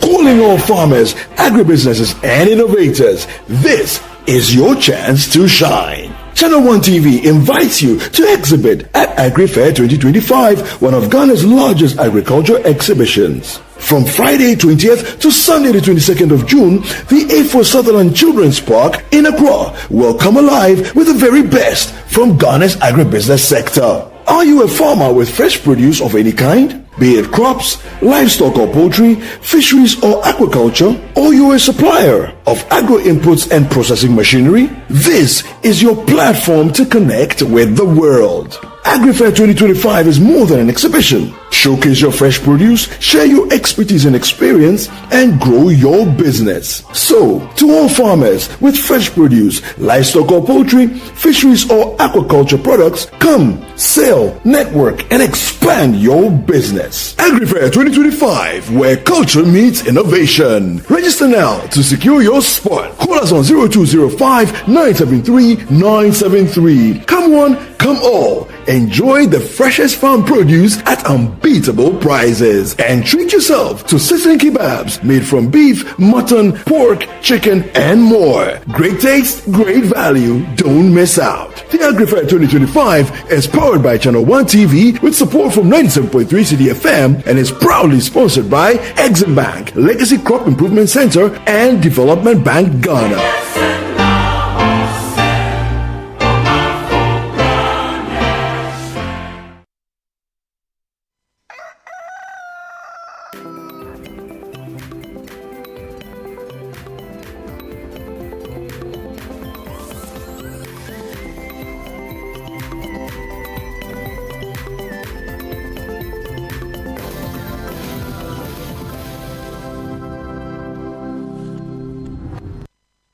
Many thanks for staying with us here on Breakfast Daily on Channel 1 TV. Let's now talk about something interesting, autism. And in studio is Dr. Nana Kwame Brown, Executive Director, Touch of Hope Foundation, and co-lead for Embrace the Spectrum campaign. Good morning, Doc. Good morning, Philip. I'm good. How are you? I'm good. And we have Lucille Nakwale King, who is also a co-lead for the Embrace the Spectrum campaign. How are you? I'm very well, thank you. Yeah, very well. Let's start with this. Okay. Autism. We hear a lot about it, and we've seen children with that difference. Yeah. Doc, can you tell us about this difference, or what really autism is about? Okay, so to understand autism, you need to understand the umbrella that it falls under, which is neurodiversity. To understand neurodiversity, I always liken it to biodiversity. So we live in a world where we have different bodies. People have bigger heads, some people have bigger hands. In the same way, some people's brains are different than everybody else's. And that is what happens when we have neurodiversity. It's people whose brains are not the typical way that most of our brains function, but they are different. It's not a disease, it's not an illness, it's just a difference in the way that the brain functions. So you do not term it as like a condition? No, we wouldn't say it's a disease or it's a condition. We would say it's just a difference from the way typically other brains function. And there are various ways in which they can be supported for them to adapt well in society, but we don't say that it is a disease. We understand that there's a difference. And sometimes this difference actually gives them advantages. So even though sometimes they may have some reduction in their capacity to engage socially, they may have heightened aptitude in terms of mathematics, physics, and all of these things. So it's not really, in some sense, it's actually an advantage because in many ways they may be advantaged, whereas in other ways they may not conform to society. How does it come about? Before we will talk about the spectrum itself, that is the Embrace of the Spectrum campaign itself. How will you tell that a child has autism or is developing that difference? Okay, so to begin with, we do not know the exact cause for this difference. Okay, we believe that there are some genetic factors at play. We believe that there are some environmental factors at play. But usually when children have autism spectrum disorder, what we realize is that they have what we call developmental delays. So whereas we would expect a neurotypical child to start speaking at the age of 1, a neurodiverse child with autism may start speaking at the age of 3 or 4. Oh. Okay, where we may expect children to have bladder and bowel control by the age of 3, 4. They may have bladder and bowel control much later. So we tend to see it in neurodevelopmental delays, and then we tend to see that they have social differences or the way they engage. So when you smile at a child, the child will smile back at you. But a child who has autism may see a smile as a threat. Oh, really? Yeah, so when you smile at a child who has autism, they may run away from you because they are not able to interpret the social cues that you and I are able to interpret. So they have some of these challenges. Another thing with them is that they have these repetitive, unusual behaviors. So they may take specific interest in the texture of a carpet. So you may see an autistic child always playing with a carpet, and you're wondering what is so fascinating about this carpet. But they find some interest in it. So like I said, their brains work differently. What seems usual to you is fascinating to them. What seems scary to you is amazing to them. So they may see a snake and all the other children would be running, but they will approach the snake. So we will later talk about how to handle this different, say, parents and all that. But what got you, Nakwale, what got you into the space to form the Embrace the Spectrum campaign? And what exactly is the campaign about? Okay, so honestly, I've always had an interest in psychiatry and psychology, even though I didn't study it formally. And I just entered a rabbit hole one day and started researching a lot more about it. I do have family members who are autistic as well. They live abroad though. And so I felt like it's something that's important to me. So I thought, okay, let me focus on this and really create awareness about it. So that's what Embrace the Spectrum is. It's a whole campaign. It's in 3 phases. The first phase, we intend to train teachers because we find that a lot of teachers don't know what these differences are, and they are the first point of call to notice them and to allow the child to get help, to refer the parents, for example.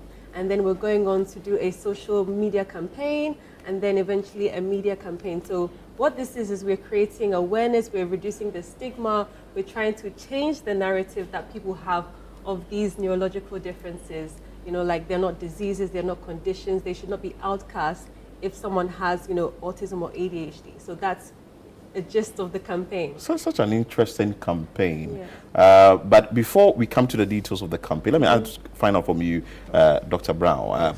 Handling autistic children. Yeah. We know some people will say it's very difficult. Yeah. Is that an easy way? So there are people who are trained to handle these kind of differences. And when you notice such differences in your child, the important thing to do is to seek medical help. So we have specialists in this country who are trained. We have clinics that are trained and have the capacity to manage such children. I always say that once you tap into the potential of a neurodiverse individual, the possibilities are endless. So with the proper care and handling, we realize that they can actually achieve their full potential. It will interest you to know that even though at the time he lived, Albert Einstein, we didn't have the right resources to diagnose or to pick up some of these differences. A lot of scientists believe that he actually had autism and ADHD. Yeah, so we have a lot of people. But it's expensive. I do understand that it's a niche field and we don't have a lot of people there. There's a lot of demand for it, so the supply is in there. So economically speaking, we expect the prices to go up. But in our government facilities, we have pretty subsidized, services for these conditions as well. Kolebu Teaching Hospital, they have the right expertise at very subsidized. And that brings me to the question to Nakwale. How is this campaign going to help affected children or children that are battling with this difference? Okay, so I think the main thing is that we're changing the mindset of the average Ghanaian, because how they live in society, they're quite isolated. There's a lot of stigma associated with them, and so I feel like they don't even feel comfortable coming out to engage, with society. So once we're able to change people's mindsets and allow them to see the value of these children, that in itself, I think, is a huge difference. And also the needed support or the resources that needs to be given to push into this campaign. How are you going about it? Are you getting support from elsewhere? Are you getting resources from elsewhere? We do. We have a few people on board. And I think the one thing is that we are learning so much about what's out there. For example, we're doing so much research online. We went to Kolebu. We have some partners, Africa Dyslexia Organization. Okay. And I myself am learning so much more about the resources out there to help neurodiverse children. And so as we go on with the campaign and the more that we learn, the more information we can spread and to tell parents out there that, hey, this is available to you. You can reach out to Kolebu, you can reach out to Mission Clinic, you can reach out to all of these places to get the necessary help. But with you, Doc, when a child is born and a parent notices that some people read spiritual meanings into these things, how is this campaign going to shift the focus that, okay, fine, hey, it's something that you can take it to a health center that can be dealt with and not the spiritual way that most people are thinking about? So as we are raising awareness, we are trying to dispel the stigma. We are trying to challenge the myths out there. Like you rightly said, unfortunately, in our parts of the world, there's a lot of negative attitude towards neurodiversity, and all these conditions are often associated with curses, demons, witches, and witchcraft. But that isn't the case. And like I said, you go to other parts of this world and you see people like this doing extremely well, because like I said, their higher aptitude has been tapped into. They've been found, or they've been put in a place where their skills, their intellect can be utilized for the best. So I think that is what we are trying to do. We are trying to change the narrative. We're trying to, go out and tell teachers that when there's a child in your class who isolates himself, doesn't play with the rest of the children, he's not cursed, he's not a demon. Let's refer and let's find out what is going on and give him the needed support so that we see the best come out for that child. You also indicated that it's in phases, so it has sort of, you are going through some activities. Yeah. When is it starting? When are you adding any timeline? So we launched earlier this year. For the past couple of months, we've been visiting schools. We've been engaging teachers. It will amaze you to know what some of the teachers think about these conditions. The study actually revealed that between 70 to 80% of preschool teachers have little to no knowledge about autism here in Ghana. So what we are doing is that we are going out, we are finding out what they know, and then we are giving them the right information. We are giving them the channels, what to do when you notice these things, what to not do.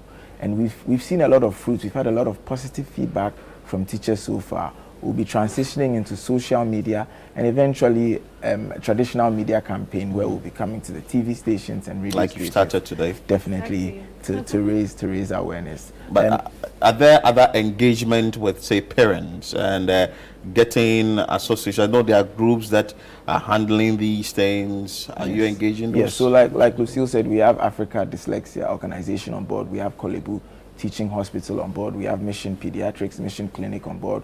We have the Research Nexus on board. We have a lot of groups which have come on board and are helping us widen our reach. When we went to the schools, one thing all the teachers said is that, Doc, I don't have a problem, admitting that this child has this difference. It's the parents.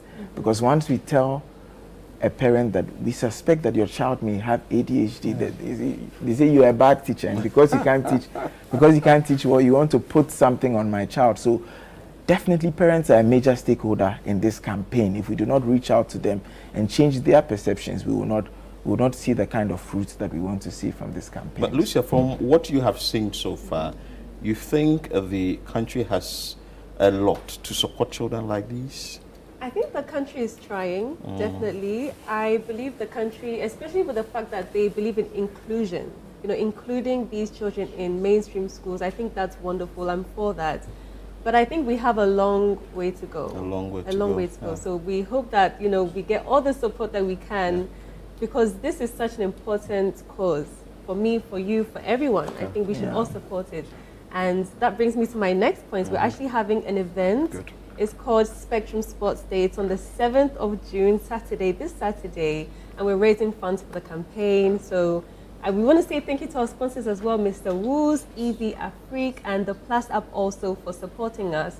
But please come and support this cause. It's going to be fun. We're playing football for the cause. We have lots of fun teams coming as well. And so please come and support us. We'll be really grateful. But you didn't tell us the venue for the event. Oh, sorry. It's at the AIS Park. Yes. And what time? It's at 4 p.m. 4 p.m.? Yes. Do you have any closing time? Well, we'll see where the night takes us. Beautiful. So just to raise funds for this initiative. Final words from you, Doc. Well, to conclude, I would say that it's very easy to disregard this issue until you have a personal connection with it. All it takes really is to see a niece, a nephew, a cousin have a neurodiverse difference, see the kind of stigma, the negative attitudes, the poor knowledge, and the kind of experiences they have in this country. And you definitely agree with me that there's a reason to come on board and to support this campaign. So I'm really grateful for you having us. We're grateful for all our sponsors and our partners, and we're hoping that we can definitely change the narrative here in Ghana concerning neurodiversity. Thank you so much, Doc, because this is a very interesting conversation. You out there, you need to support Autism Defense, and you need to support the group that is Embrace the Spectrum campaign that has been initiated by Dr. Nana Kwame Brown, who is the Executive Director of Touch of Hope Foundation and co-lead of the Embrace the Spectrum campaign. And we also had Lucille Nakwale King, co-lead Embrace the Spectrum campaign. Make sure that you are part of this campaign. We'll go for a quick break. When we come back, we have more for you. But let's bring you the entertainment highlights before we go on that break. Hello and welcome to Entertainment Highlights on Breakfast Daily, powered by GhanaWeekend.com. This is presented by Me Committee Committee. Now let's get into our first highlight. Afrobeat superstar Davido and ex-partner Sophia Mamudu reunited to celebrate their daughter's birthday with a lavish Enchanted Forest-themed party. The celebration followed renewed custody tensions as Davido recently sought joint custody. citing financial support and parental involvement. Sophia countered with claims of abandonment and concerns over Davido's lifestyle. Their complex co-parenting history, dating back to 2015, includes past legal disputes and high-profile controversy. Despite lingering tensions, the birthday event brought both families together, with dignitaries like Dele Momodu and Governor Ademola Adeleke in attendance. Now to our next highlight. Ghanaian media personalities Dolores Frimpong-Manso, popularly known as Delay, has inspired young people with a heartfelt message about perseverance.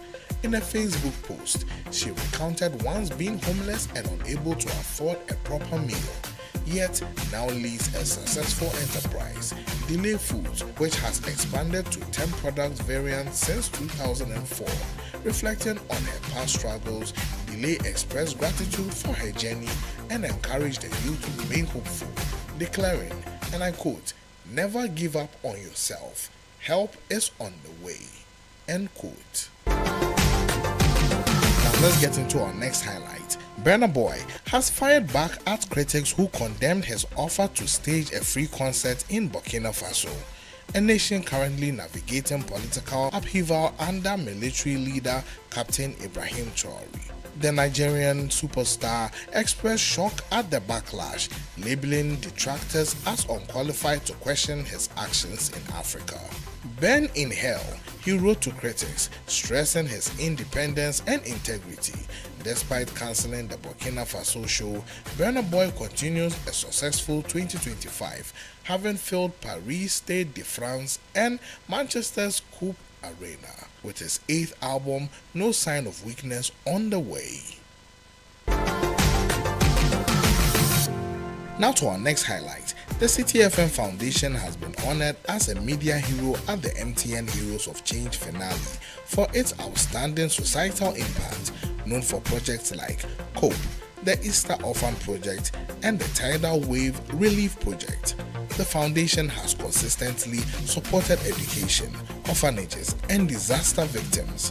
This award celebrates City FM's commitment to using media for real-world change, reaffirming its role as a powerful force for community upliftment and humanitarian service in Ghana. Now let's check out Channel 1 TV's Top 10 Countdown. Number 10. Obrami boy gave me one Mame ya with the G kakra mi yenti me mani wa na. Number 9.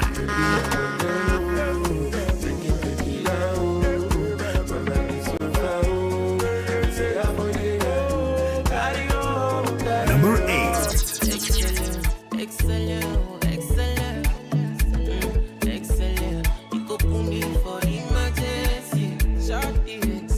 Number 7.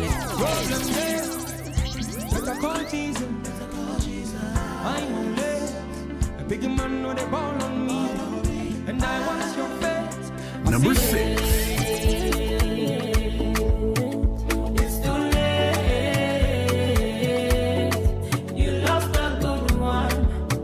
Number 5. I need some help. Put my head on fire can't cool. My head on fire can't cool. Number 4. Look at that bomb, look at that waist. What a bomb, baby, my taste. What a bomb, baby, my craze. Look at that face, look at that bomb. Number 3. But when someone so she's not my this.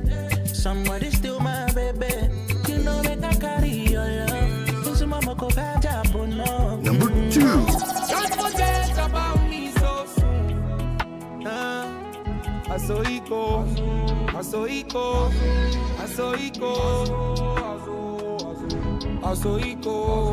Number 1. Shake it to the max. The DJ please turn up the bass to the max. Please just rewind, let me shake it to the max. Shake it to the max. Shake it to the max. Shake it to the max. Please just rewind, let me shake it to the max. Caribbean girl, me know for tick, me know for top. Yeah, man, I watch my body like say them, I watch a match. Yeah, anything him say them, girl, I do it like it's tax. My make my own money like the girls in movie trap. This is the Channel 1 Countdown.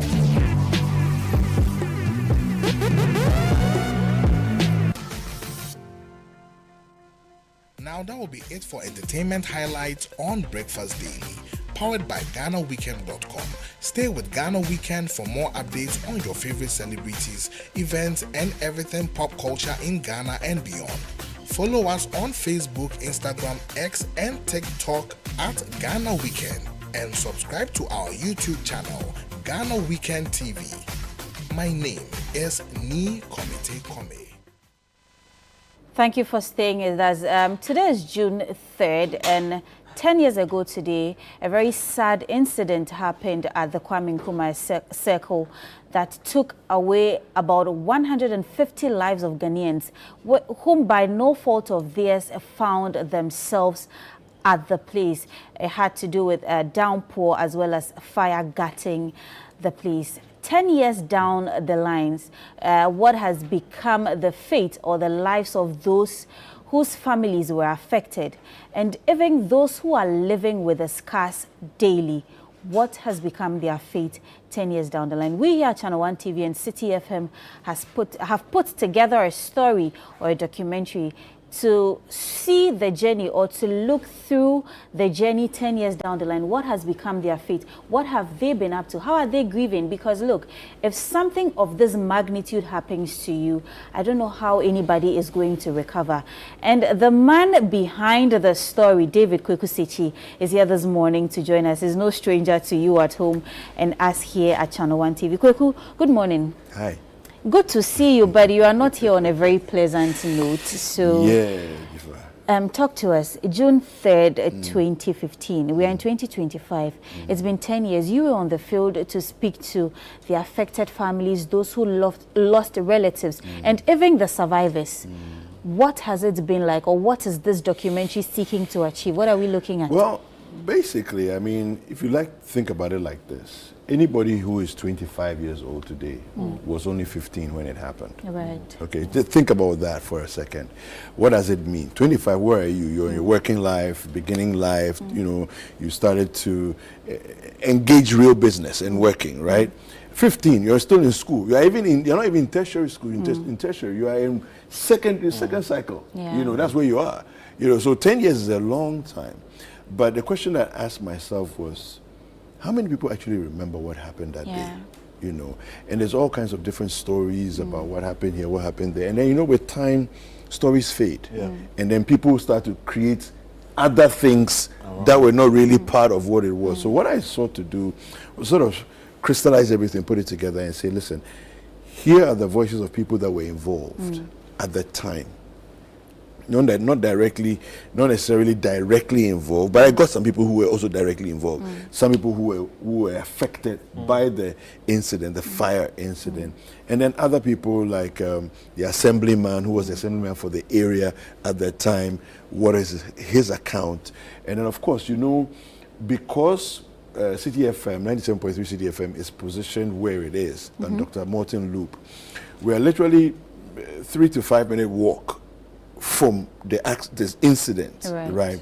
So eyewitness news had just ended when the news started to come up that there's something's happening at Circle.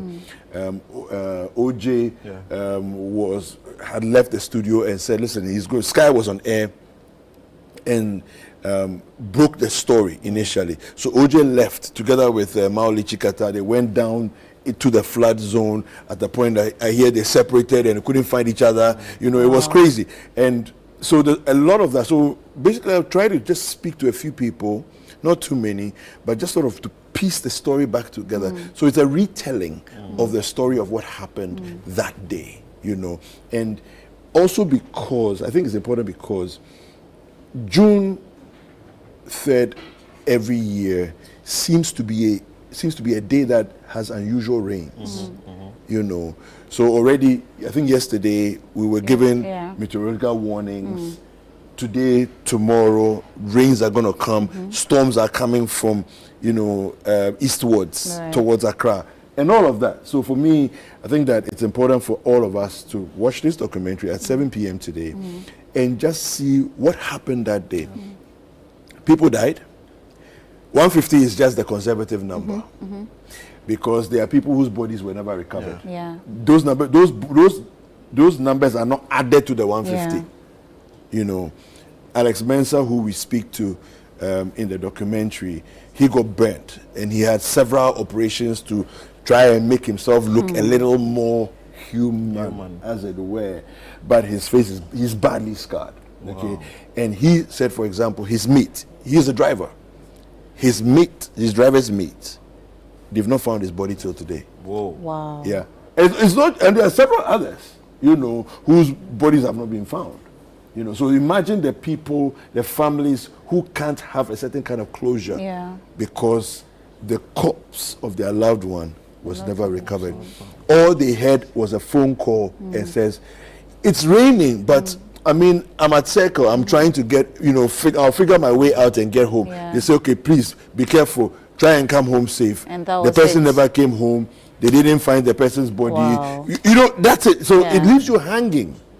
But this documentary seeks to sort of piece the story together in a way that will, you know, just sort of remind us that this is what happened 10 years ago today.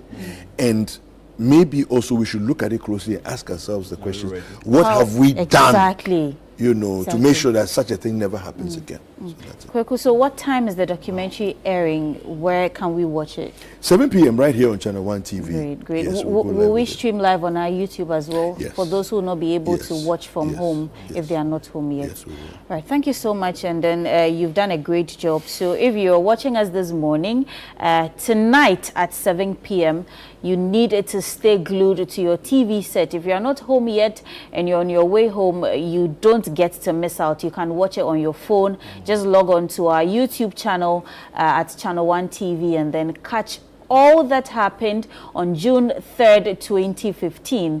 And let's relive the stories. Let's tell you what has become of the people who were affected in this devastating story. This is a sad one. And after it's aired at 7 p.m., it will be repeated at 10 p.m. Ahead. So make sure that you watch it and know what happened during that period and whether we are prepared should it happen again. Well, that's how we end today's edition of Breakfast Daily on Channel 1 TV. My name is Philip Nilate. And my name is Jifa Kediakoto. Do have an awesome day and stay glued to us here at Channel 1 Television.